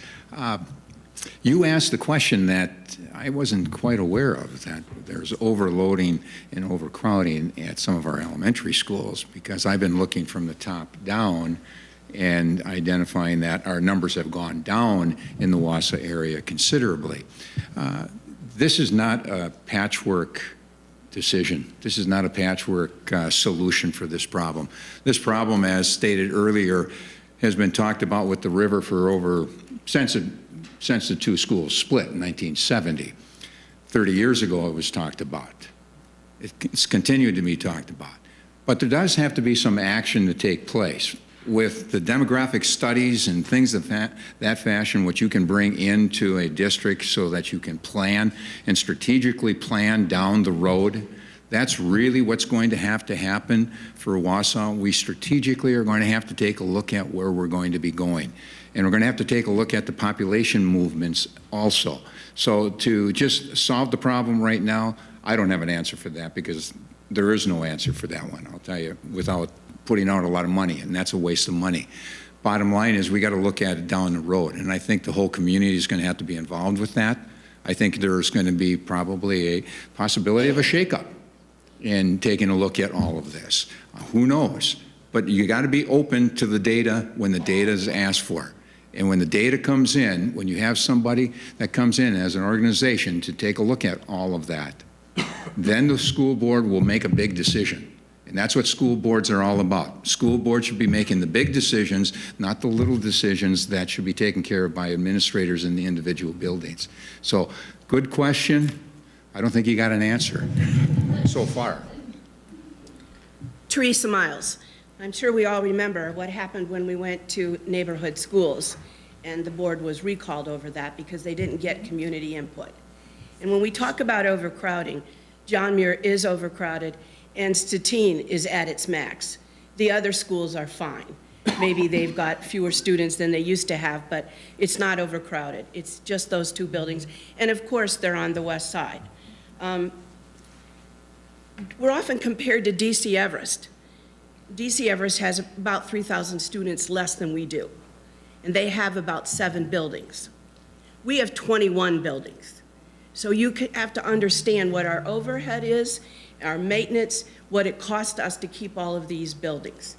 And so we've got some big issues. And when we did the boundary change for elementary, people said, why aren't you dealing with the middle schools? It was too much to bite off. We couldn't do that.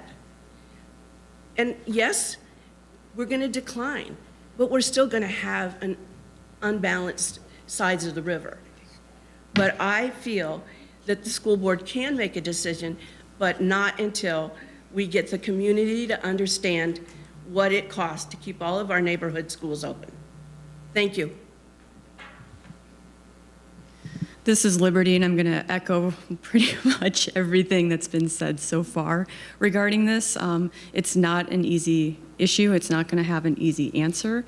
There's a lot of things at play, but I do think we need to start having those conversations now with the community. If we don't have to take any action on it, we don't have to take any action on it, but at least we've been prepared. The input has been gathered, the conversations have been had, the data has been collected and distributed. You know, there's going to be a decline in the Wausau School District over the next 5, 6, 7 years. We know that that's going to happen. So we need to know how we're going to go along with that decline and what is our steps in the longer term with dealing with that. Again, we maybe have to be a little more creative with our solutions and maybe take in some solutions that we hadn't considered in the past, because there may be a fix that maybe hasn't been brought up before, and we need to be open to listen to those options. Thank you. Before we get our final question from Trinity Foster, I'd like to remind everybody that this is the 2019 Wausau School Board Candidate Forum being broadcast live from Northcentral Technical College, and we're pleased to be bringing it to you on Cool Oldies 1230 WXCO. A brief pause for our legal ID.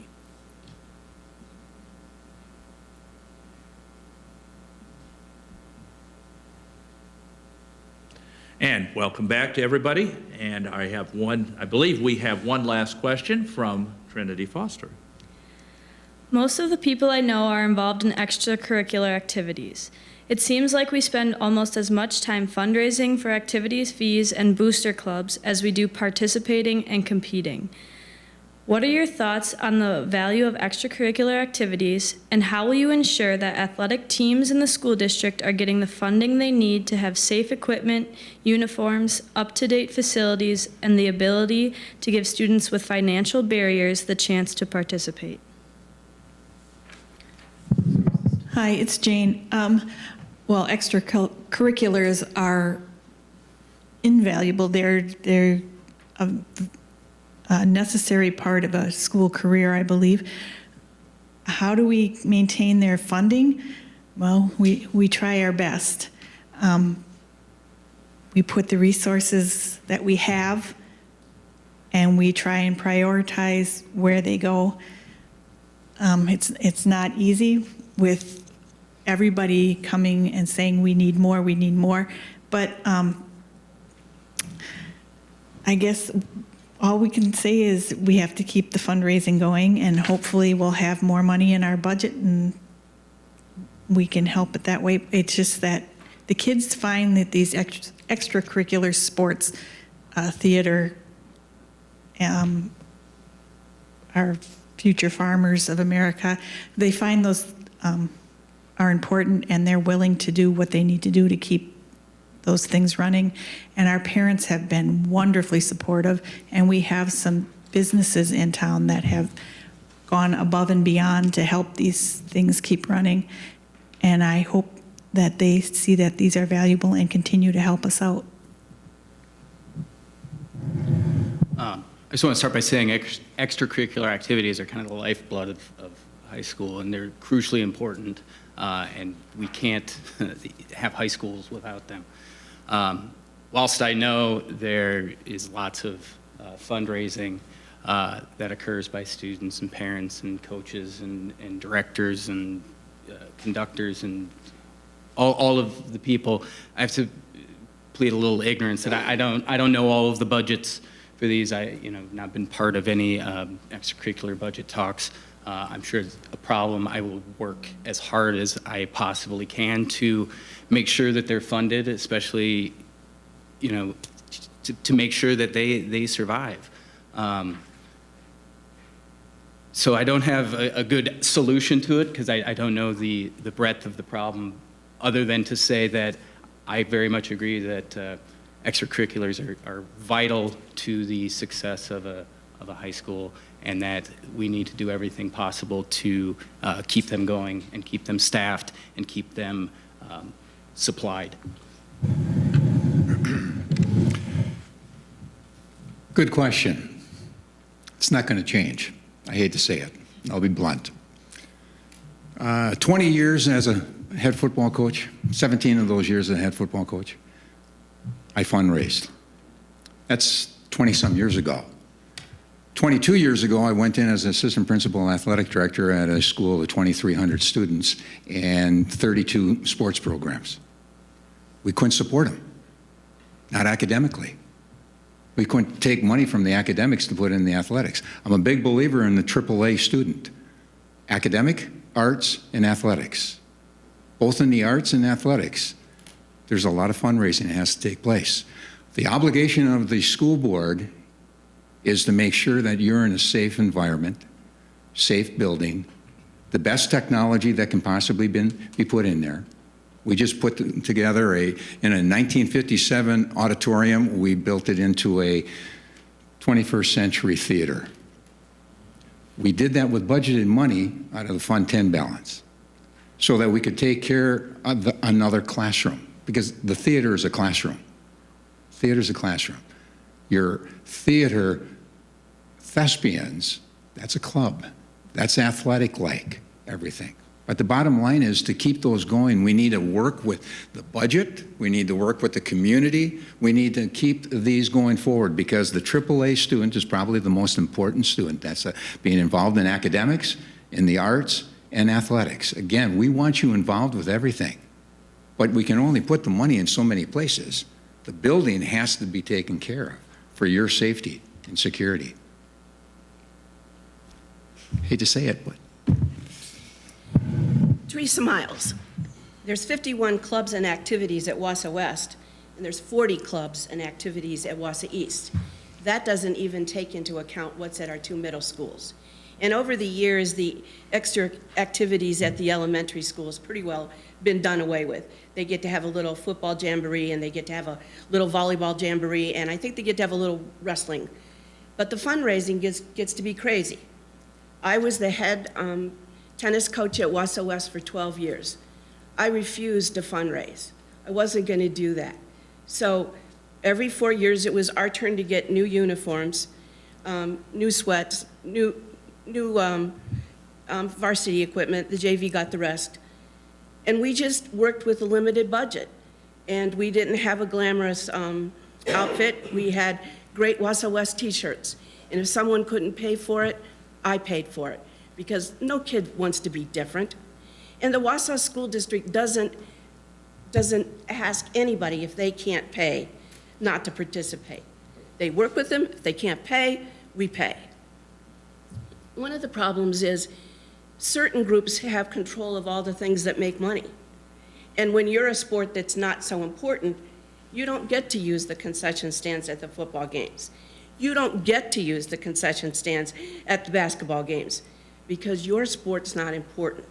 So I think, to be fair, we have to come up with a system where all groups and activities have access to those same fundraiser things that don't put so much strain on the student and the parent. Thank you. This is Liberty, and I'm going to start by saying I don't have a lot of insight into the scope of this problem, so I'm not going to be able to answer in any specific terms about it. But with extracurricular activities, they are really important because they're often a place where students can use these critical thinking skills, these artistic skills in a very applied way. So they're great for taking the learning that's happening in the schools and creating something with that. I think we have in this community a lot of generous people, but I do hesitate to rely on that. That could end relatively quickly. So, I didn't necessarily know that what Theresa had just mentioned about with using, certain resources at the schools, and that could be definitely something that could be looked into. Everyone should be able to have access to the same things in order to raise money for their sport or club or whatever. It shouldn't just be limited to some other people. But again, since I don't know much else about that, I don't know any necessarily some problem-solving techniques for it, but they are important and we need to keep them going as long as we can. Thank you. Ms. Dr. Smith, I remember when I was in high school many, many years ago, I was involved with cross country, I was involved with track and swimming. Loved it, made some wonderful friends, learned how to compete, learned to be a team player, and I think those are all valuable things that you can take from sports. I think sports have gotten a little out of hand, quite honestly. I think that there's a balance issue. I think that some people are spending way too much time involved with sports. They're not getting enough time with their families. They're not getting enough time with their churches. And so I would just suggest that I'm a supporter of sports, but I think looking at the student, what's healthy for the student? Are they getting enough rest? Are they getting enough exercise? Are they getting enough social time? And time management is one of the best skills that we should be teaching children and as they grow older. And quite honestly, when you get out of high school, most people aren't going to play football. Most people aren't going to play hockey. And there's an individual that I talked to that had spent $60,000 for hockey for his kid, from all these different towns that they went to and all these places that they played. That's a tremendous amount of money. I don't have that kind of money. And so what I'm saying is I believe that we should support extracurricular activities, but I'm for intramural sports also. And I'm also for balance. And I think we need to think long-term. What is going to get the person to be healthy long-term? And are they going to be in the habit of regular, appropriate exercise? And I think that's actually more important than sports.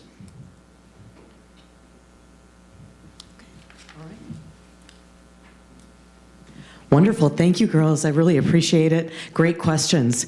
Our original intent was to open up questions to the audience, but as you can tell, we're over time already. So what I'd like to invite you to do is if you have a question that you would like asked, leave it with me. I have some note cards up here if you don't have any paper. I also have my cards for email if you'd like to email them in. We'll ask those questions of the candidates and we'll publish them on Wausau Pilot and Review next week so that you can have the answer to those questions. We would like to give each candidate an opportunity to make a wrap-up statement, just to summarize their views, but please do give us the questions that you want answered. And I apologize that it's gone so long. We probably could have had a 3-hour event tonight. There's so many great questions to ask. I have a question. Would it be possible if candidates were willing to state that we could offer questions to the candidates rather than this agenda process? It's I came out here tonight to hear the candidates. sure. If I don't get to ask a couple questions, I feel like it's been a waste of my time to a certain extent. Candidates, are you willing to stay a little longer so you can talk individually to the folks that have questions? Sure, that would be great. Thank you, I appreciate it. Dave, are you going to continue to film? Okay. Well, so other people can hear the answers to. Okay, yes. So right now, though, we're going to do we're going to wrap up. Have each candidate wrap up. Then they'll certainly stay. Okay. Thank you very much. And who's scheduled to start? I think I'm first. I think you're the first. All right, Mark. here we go. Mark Holdhusen, I've said it like twice tonight. I always forget, and then Jim starts talking, I look over, I'm like, oh, I didn't say that. Anyway, my name's Mark Holdhusen. Listen, we've been here long enough. You've heard what I had to say. I just really want to reiterate the fact that I really honestly believe that our school district is made up of the teachers that are spending time in the classroom with the students. We need to do everything we can to support those teachers, give them the respect and the resources necessary to make the proper decisions in the classroom in front of the students that we've hired them to teach. And I honestly believe if we put the necessary resources and love and support behind our teachers, that everything else will fall right into place for the district. So thank you very much for having me tonight. Thanks, Mark. Thank you for the evening. I appreciate the time, the opportunity to answer some questions about your questions about the area and things in that fashion. It's a very important position you're voting on. You're voting on school boards, people that are going to be making decisions in local control, people that need to be aware of what's going on in the world of education. I've committed 42 years of my life to the world of education. I've put my time in because I love being with young people. It's been a great run for me. It's something that I brag about all the time to young people. It's a great profession to go into. You're affecting the future. With words you're saying today as a teacher, you're affecting the future of people going on. And if we can continue to do what we need to do as a board, and I stress that, as a superintendent, I did different things. As a principal, I did different things. As an AD, I did different things. As a teacher and coach, I did different things. As a board member, you need to know your position. Policies, budget, getting the tools to the teachers for what they need to get their job done, and thinking about morale, not just for teachers, but across the board.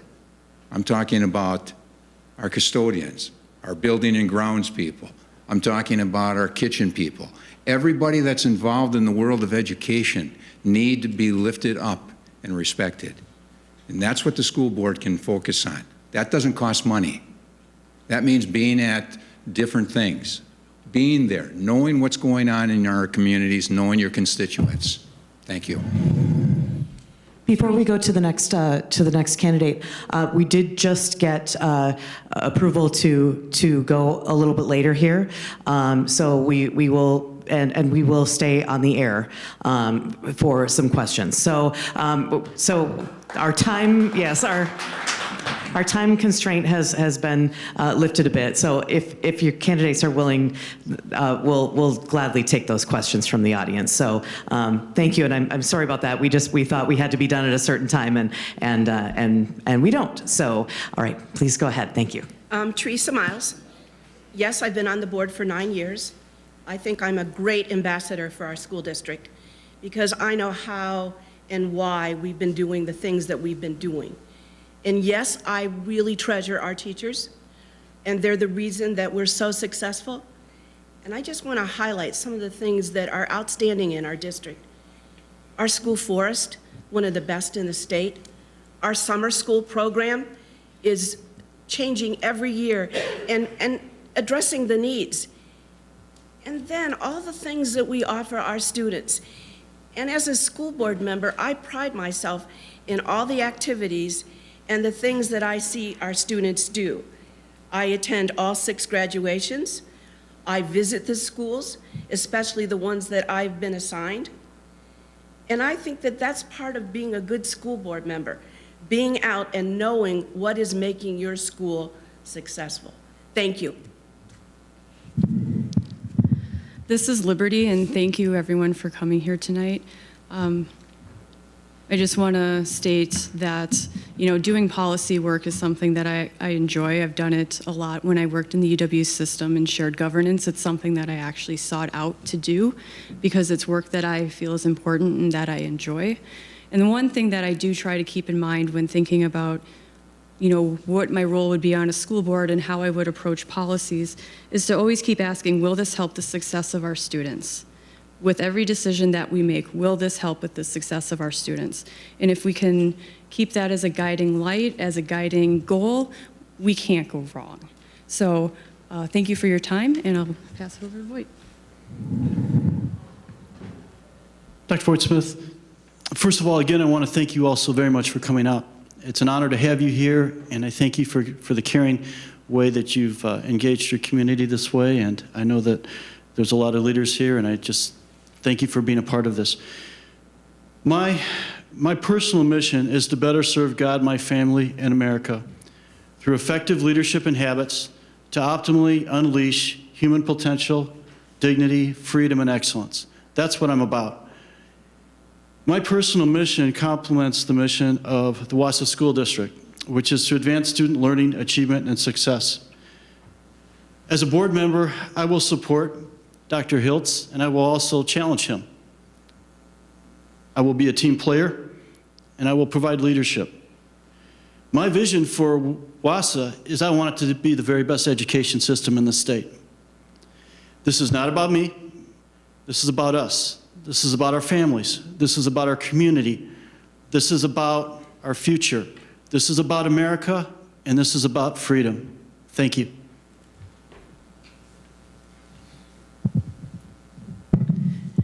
Jane Rusch. I've been on the board, as I said before, 12 years. I have been through, this is my third superintendent. I know the history of the school. I know where all the skeletons are buried.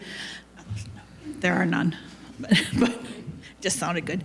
I think it's important that I remain on the board to make sure that we aren't duplicating things that have been tried in the past, and to give input on where we need to go in the future.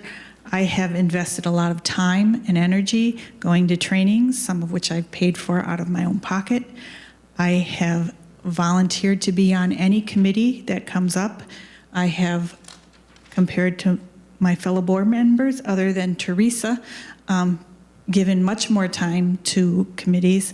I was on the boundary committee. I was instrumental when Kathleen Williams was here. We had a huge powwow at whatever the old Holiday Inn was called at the time. That took many days. Like I said, I've gone to many trainings. I'm very invested in this district. And as I said before, we chose to move back here to raise our children here because I love this district and I love this city. And I am asking you to give me another 3 years so I can continue my work. Thank you. All right, thank you for wrapping things up. I'm sorry, can I make a suggestion? Yes. I don't know how many questions we're going to have from the audience, but could we maybe move to 1 minute responses so we can move through more questions? Yeah, in fact, I really encourage you just to be as brief as we can. And I think it's appropriate for people to ask questions. Maybe they have a question of a specific candidate, and maybe they want to, have you expound on something that you already said. So we don't have to follow the same format at this point during the question and answer from the audience. So we'll be a little bit looser about it. Okay, all right. Sounds good. So I will bring the mic to you, and we'll continue on the air, and we'll start with you. We'll come to you next, and then we'll continue. All right. Hi, thank you for showing up tonight and being willing to stay later to answer our questions. My name is Christine Salm-Little. I'm a former full-time faculty member here at NTC, and now I'm a drug and alcohol educator for Ascension, Wisconsin. I've been teaching for a long time. I have some concerns about, and I'd like to ask a question specifically of two members of the board, Mr. Voigt Smith and Mr. Bouche. You both mentioned your church affiliation, and I know through my research that you, Mr. Voigt, and you, Mr. Bouche, seem to belong to the same religious organization or church that current school board member Mr. Webster belongs to. Am I correct? No. You don't worship at the same church? I don't think we're at the same church. Okay, there's some affiliation then. I'm quite sure of my research. My concern with Mr. Webster when he ran was his lack of support for transgender students and the LGBTQ community, citing his religious beliefs. That really, really concerns me as an educator. I'm very, very sure that we need to be inclusive and include those students and meet every need. Do you agree with Mr. Webster's views regarding LGBT students or transgender students? What are your views as far as inclusion of those students and making them feel welcome? Well, I'm not sure if that's a broad question. That's a very broad question, and I would say this in having been a principal and a superintendent and dealing with the situation with many of our students up north, believe it or not, we do all over. It doesn't make any difference. Exactly, you know. And we have done everything to work with our families and our students for whatever their needs are. And when it came to facilities and things of that fashion, we worked with them. And we never had a problem. Not at least that I was aware. I want to know if you feel that it is very important to make sure that they're included and feel included and that you think that's important. It wasn't a problem. They're not a problem. I want to know if you're going to work to make sure that they're included. Nobody should be put down. Let me just finish up by saying nobody should be put down for what they believe and what they feel. And their feelings are their own. And I always talk about this with our students. I can't debate feelings. I can't debate what you believe. I can't debate any of that. We will do everything so that you're not bullied, you're not put in a bad situation, and we're going to work with you. I can only tell you about what we did. You know, very successful.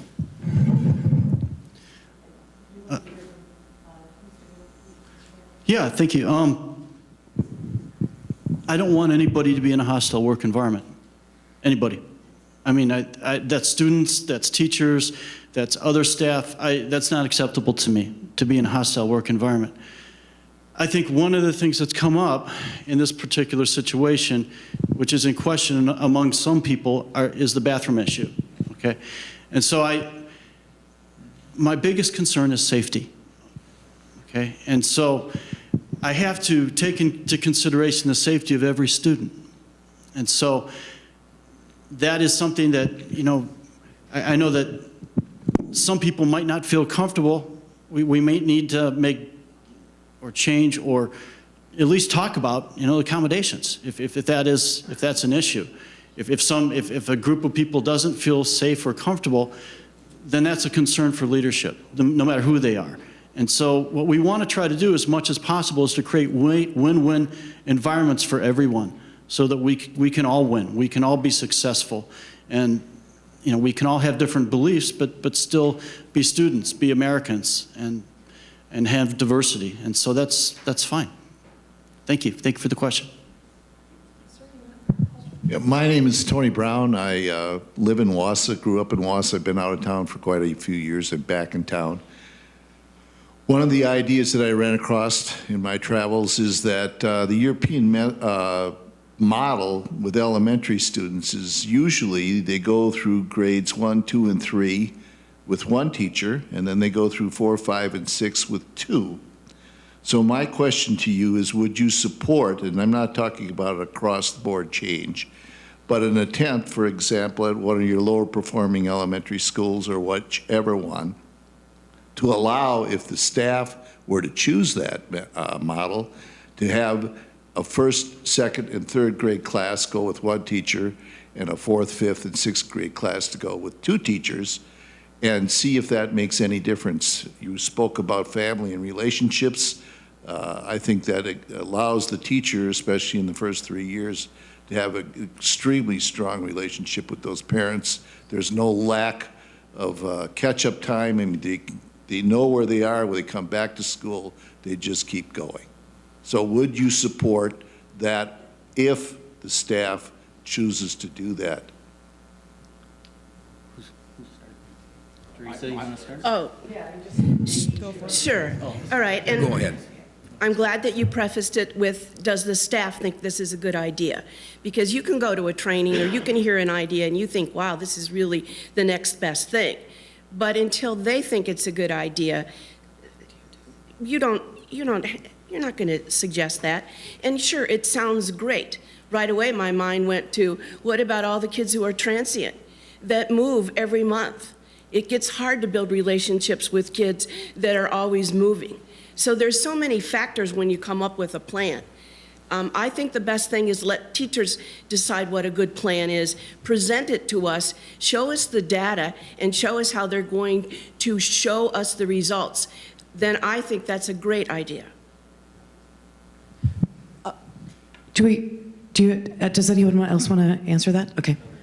Oh, Yep, you so- absolutely can, yes. You know, thinking about at the Montessori Charter School, they do group the children by grade bands.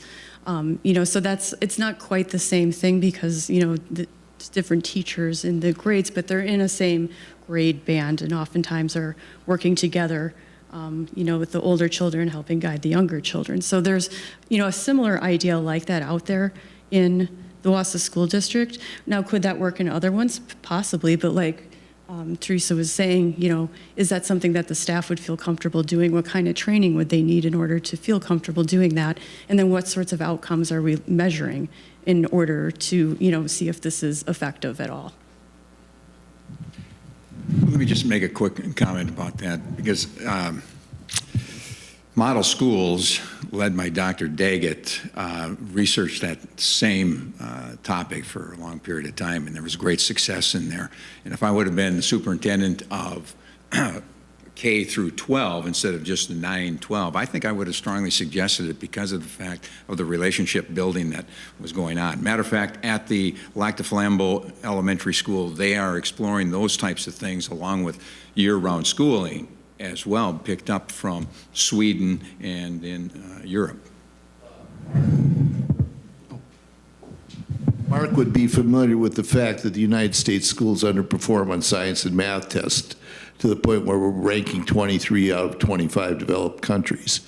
One of the reasons is I think that we split the students so much during their school career that they just can't compete with European countries. So I agree that family relationships and a good start are crucial for these kids. Voigt Smith, I just wanted to say that the more we can empower teachers and others who are, you know, a lot of times the best ideas come from folks like you, quite honestly. And so it's important that we have open dialogue and that we be transparent and that we be accessible to you, because we are servants of you on the board. And so if there's a better way of doing something, I think we should be very open to that. I do also think that we need to look very carefully at the metrics. How is this affecting proficiency levels? I think that that's a fair question. And if it's something that it's improving things and you can show that the data supports that and people are happy, then it's a win-win. So I think change can be a good thing. Adapting can be a good thing. But I think that we really need to think about it. Think about how is this going to affect everybody, and then if it's a win-win, then we should move forward with it. Jane Rusch. After an attack ended my correctional officer career, I went back to school for my elementary ed degree, and that's where I learned, and they called it looping. And they said it was most effective when it was done in 2-year cycles. Of course, I'm open to that. When my kids were in school, 2 teachers came forward and said, we'd like to join our first grade classes together and teach as co-teachers, and it was a fabulous idea. Unfortunately, one of the teachers moved the next year, so it wasn't continued, but it worked really well that year, and we're always interested in hearing people's ideas. Mark? Yeah, let me just say I love piloting things. You know, again, I teach engineering. I try things out every year, try new things, flip the classroom. We were talking about this earlier, all sorts of, I love it. So I would totally be in support with it. I do think that Theresa brings up a good point about the transient nature of students, kids coming in, going out. I'm not sure what kind of problems that would pose. The other main thing that I hate about pilots, I know I just said I loved them, but one thing that way pilots fail is when they try it for half a year and say, oh, it didn't work, and then we move on. So if we're gonna do something like this, which I would love to try, we've got to give it like a decade to see almost an entire group of kids go from K to 12 up through a program. Maybe you do it in one school, maybe you start a charter school that does it, maybe you just get a group of teachers that at one school that want to try it. I'm all for it, I would support it. I just don't want it to be a fly by the night. I would want to actually try it and give it the time necessary to see it blossom and learn from it and see if it's something that would work. Okay. And I can gladly come back to you and to you for follow-up questions, but I want to make sure that we give everybody a chance to ask a question. And at this point, we have a question from...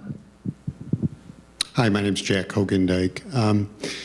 As all of you, I'm sure, are aware, there is a Supreme Court race that's happening here in Wisconsin. And recently, there was one of those two Supreme Court candidates who lost an endorsement, apparently because of his religious views, that he is a professing Christian.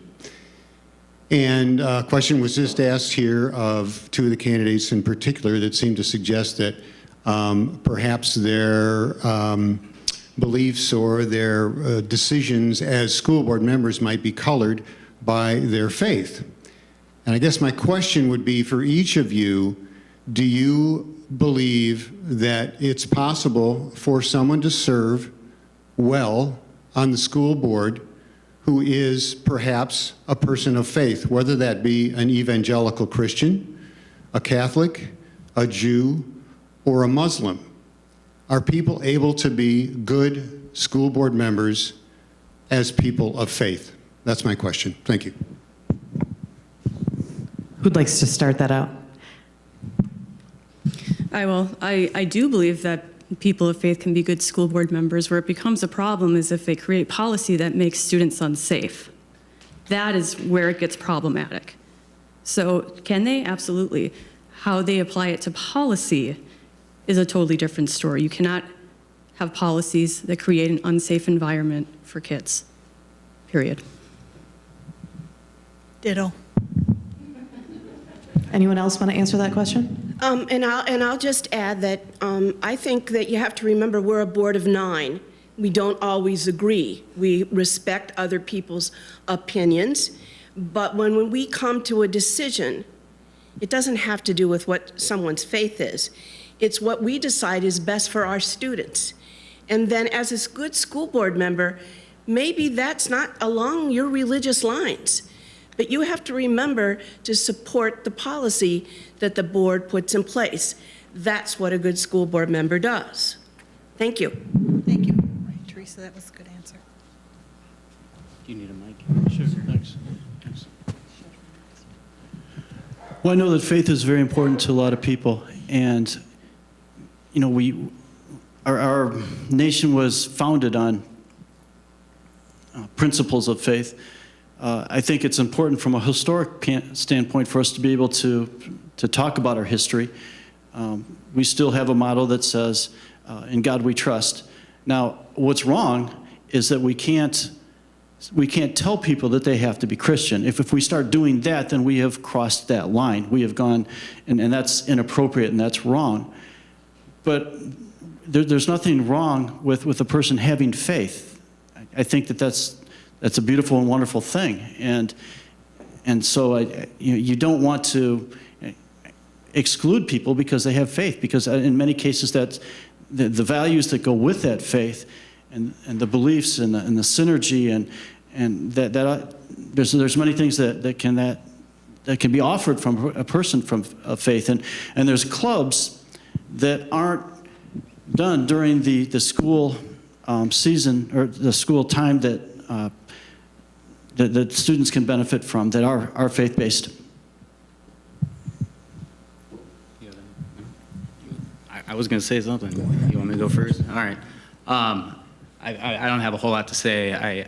Obviously, people of all faiths can serve in an admirable manner. It makes no difference what their faith is. Again, I'm a strong proponent of the separation of church and state, and as long as those religious viewpoints do not affect the safety, the education of the whole, then, you know, whatever faith you are as you serve is just fine by me. So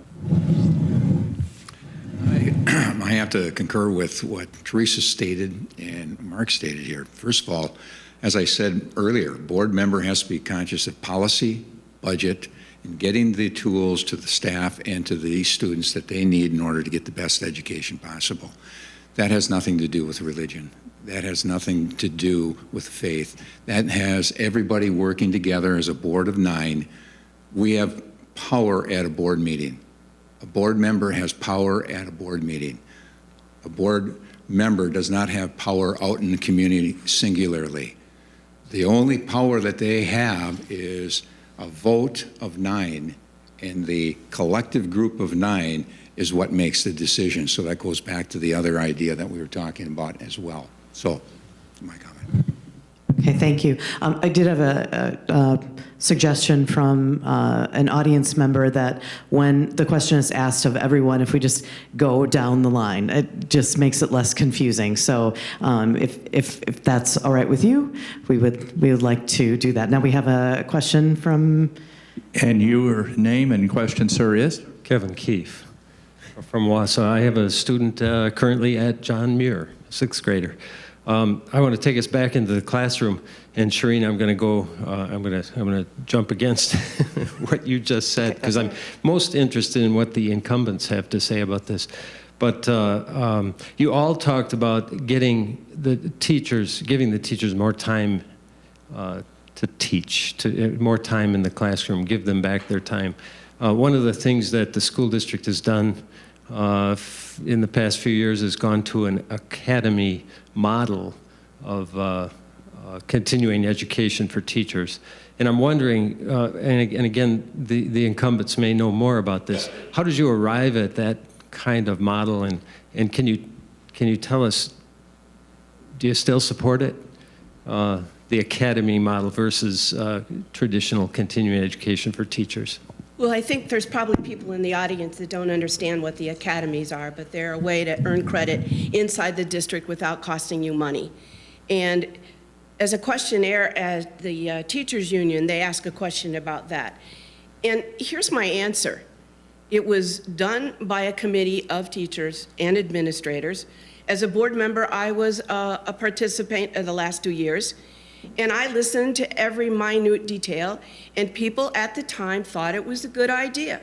They liked that it wasn't going to cost money, they could do it in-house. But you have to remember, it's a fluid document. We knew it wasn't going to be perfect. There are going to be problems with it. They've been addressed. Now there's a new committee looking at it. But this is not a board thing. This is for the superintendent to say, hey, this is what's not right with our model. Because when I have teachers talk to me, I get both sides. I get the ones who love it, I get the ones who don't care for it, and I get the ones that are lukewarm. So to me, that goes to the superintendent. You're listening to the teachers, you're listening to all of them. What do you think needs to be changed? Thank you. Thank you, Theresa. Jane Rusch, you're the other incumbent, so perhaps you can speak to this. I was at the very first meeting when this first came up.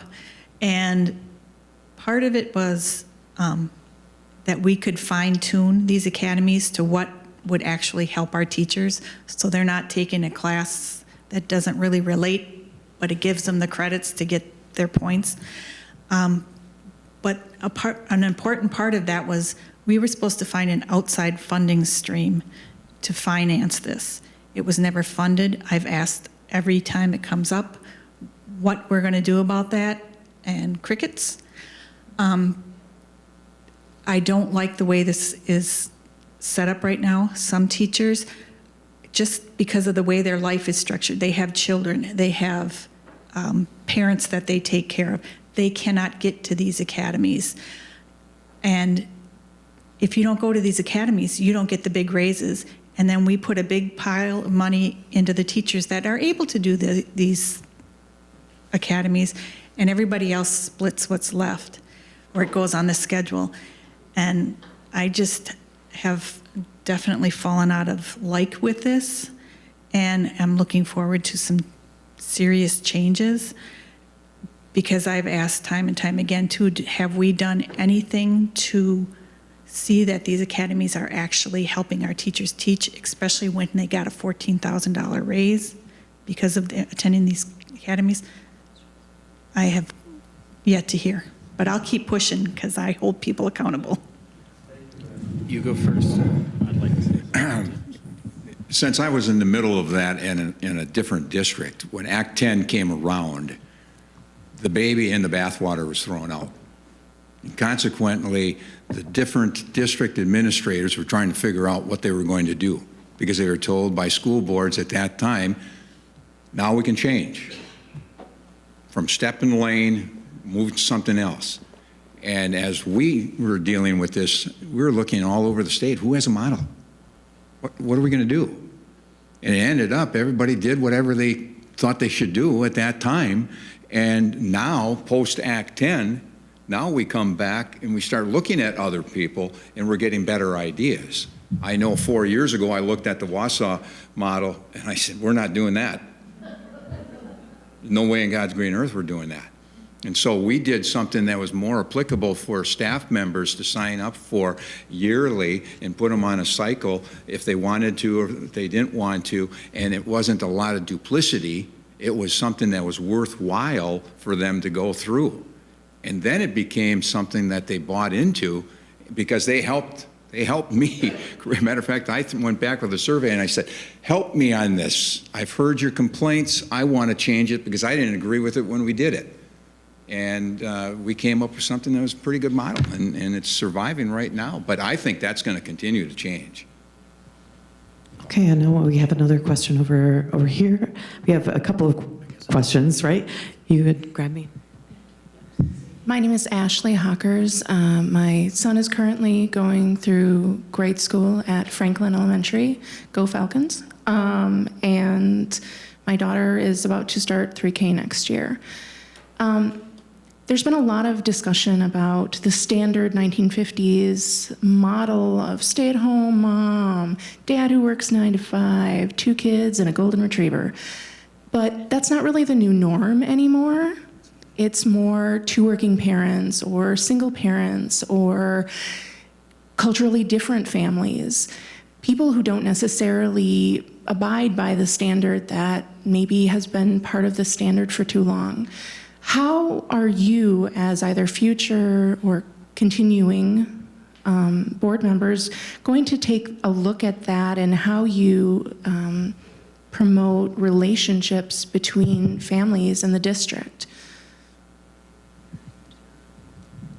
I guess we're supposed to go in the row. Yes, Theresa Miles again. It's difficult, and I think part of it is training our principals first. Our principals have to be aware of how to help parents and not make them feel that they're a burden to the school. And that's an art. And I think that that's where we have to start. We have to start with our principals, and then it trickles down. But you're right, there's no such thing as the normal family anymore. So when you want students entering and families entering that school, you want them to feel welcome, and you want them to feel that they're part of the school. And you have to teach your leaders how to do that.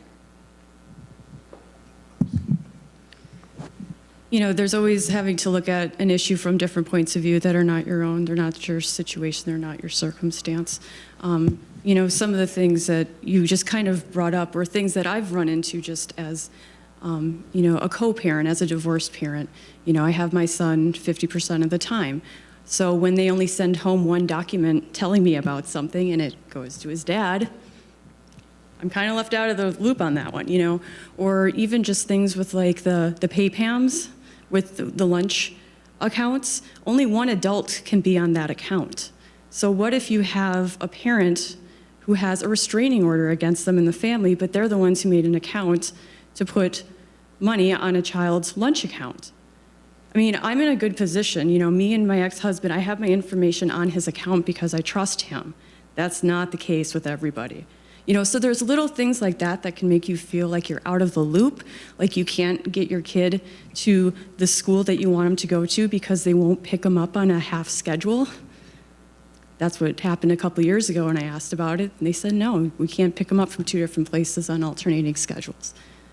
Okay, well, then I'm going to take him where I want him to go since I have to drive him anyway. But how deflating does that feel for people when there are things, even the small things, the death by 1,000 cuts sort of things, that makes you feel like you are not a part of this anymore because of what your life looks like? And those little changes can be incredibly helpful, can be incredibly empowering to parents who are either the sole provider or who are co-parenting or who have multiple family members that help out.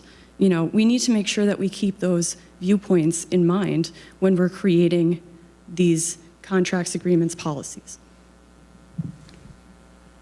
That's a really good question. Our culture has changed dramatically from what it was 50 years ago. And I also, part of my life, have been a single parent, and that's hard. It's very hard. It's hard being a parent even under the best of conditions. But I keep saying this, I think it's true. Our most important resource in Wisconsin is the family. And if we can build up the family, we're going to have better students. And so we need to look for creative ways that we can do that we can empower and build up families and encourage families to be a part of the education process all the way through. I know that, you know, as board members, again, we are policymakers, but I know that a lot of the leadership here has a tremendous ability to do just that. But we can always improve on synergy. We can always improve on how we communicate between teachers, between schools, between different organizations. And if we build on that, I think that'll help with our effectiveness. So I guess it's important for us to know what the needs of the parents are. And it's important for us to be open to, you know, if there's a hardship of some way, of some sort, is there something that we can do to help? Because we genuinely want to.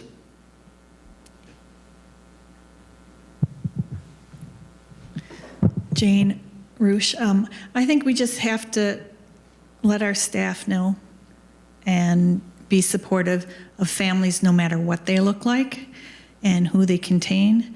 I know growing up, I had my mother and my grandmother were my support. And we have families that are blended. We have families, single parents. We have families with same-gendered parents. And we just need to deal with it. And I would hope that anybody that is feeling slighted by any of that would pick up the phone and call me or call their school, talk to their principal, and work their way up the chain of command and because they're valued and they shouldn't feel that they don't have a right to be treated as anyone else is. Thank you. This is a great question. One that's, I don't want to say impossible to answer, but I mean, it's a challenge. Again, I serve on the Title I Parent Advisory Board, and we kind of take up the mantra on that, we're better together. And a lot of what we do in that board is how can we get families into the school and make it a more inviting place for families. Franklin is a Title I school, as my daughter's school, Lincoln, and my son's before that is also a Title I school. I'm not saying we're successful at it. I'm saying we rack our brains trying to accommodate in all of the ways. You'll have a family fun night where it starts at 5. You'll have a morning coffee and cocoa before school. You'll have family lunch days, trying to get parents into the school. This communication piece that comes up. I mean, this is a big deal, right?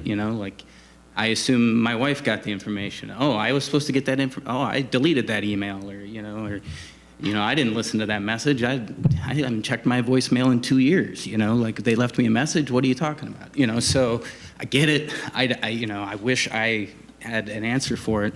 It's a big problem. One that I know people are thinking about. That doesn't really mean anyone has a solution, but come join us at the the Title I Advisory Board, see if we can come up with some solutions together, I guess. Just for everybody that, if you don't know what Title I is, that's for free and reduced students coming from an economic situation where they need help. So many times we talk about the different titles, we don't talk about what it is. There are some solutions, and obviously working in a situation where we were 45% free and reduced students, that's tough. Northern Wisconsin is hurting right now. And working with our tribe, we tried to do as many things. I'm talking about LDF up in our area. But anytime you have a situation where you can get liaison mentors, people coming into the building that can be a mentor to families, not just to the students, but to families. We hired 2 Native American mentors at our school so that we would have the ability to go out and talk to the families specifically to find out more information if they need help at different times. With 2, it wasn't enough. So I'm giving you a little bit of a solution where the single parent family that's tough. I have had many conversations with many parents coming into my office. How do we resolve the problem? It's just a tough situation, but we did try to do that, and it was fairly successful. Maybe that's something that can be done in the Wausau area as well, because you're putting families first by doing that. Okay, we do have to wrap up before 9, so we have 5 minutes, and we have one last question, so please keep your answers as brief as possible. Hi, everybody. Thank you so much for your time tonight. As a current school board member, I can tell you sometimes our meetings go this long, so this is good practice. So my name is Trisha Zunker. I am a current school board member. I'm also a parent of a 2nd grader at Riverview Elementary. And there are so many topics to discuss, but the one that I want to pose to you right now is classroom sizes, specifically in the elementary schools. I'm not sure how many of you are familiar, but 6 of our elementary schools are AGR schools, Achievement Gap Reduction schools. This means their classrooms are capped at 18, which sounds great and is great, except that when the school is capped, those students go into the non-AGR schools. So we have students, for instance, at Riverview Elementary that live in the Hawthorne Hills area or that live in the Franklin area, because those latter 2 schools are AGR schools, but the classrooms are capped, so now those students are going into Riverview, for instance, a non-AGR school. So we have 18 classrooms of 18 in some schools, classrooms of 26, 27 in other schools. And it's affecting our teachers. I hear from a lot of teachers from a lot of different schools regarding this inequity. And when you couple in the increase in behavior issues that we're also seeing at the elementary level, it's just a recipe for disaster. Factor in that we don't have money for more teachers or space for more classrooms. My question to each of you is, what's the solution to this situation of classroom inequity in our elementary schools? Great question, and I know they need like many more minutes to answer that, but even just 2 sentences apiece, what would you do? All right, well, the research says that unless you go to 8-to-1, that class size is not going to make a lot of difference. What you truly need is well-trained teachers. This is Liberty, and I don't think I have enough information to give you an answer on something like that. I'm not knowledgeable about the issues and the causes and the possible solutions to give you an answer, but those would be a lot of questions that I would have, and to listen to people who are in those situations or in those classrooms. Like you were saying, the teachers that have been telling you this stuff. I feel like that's a situation where I have to sit back and listen and learn before I could offer up any particular solutions. I would also say that it's important to seek first to understand before being understood. I don't have the complete knowledge on this, and so I don't want to jump the gun on that or say anything that that I'm not real confident about. I will say that there is a person that I talked to who she's quite old right now, but she actually ran a one-room school, and she had kids from kindergarten all the way up through junior high. And she was able to effectively run that school, having the older kids help the younger kids, and it worked well, and she loved it. And so there's quite a few, I think she had classes between 25 and 30 even at times. And she empowered, these kids. Now that was a long time ago. That's not how our schools are right now. All I'm saying is that there might be some creative solutions out there that would work, and maybe talking to somebody who was a prior educator like that individual who was successful with more kids might be an answer. Great. And again, as quickly as possible so we can wrap by 9. This is another issue of local control.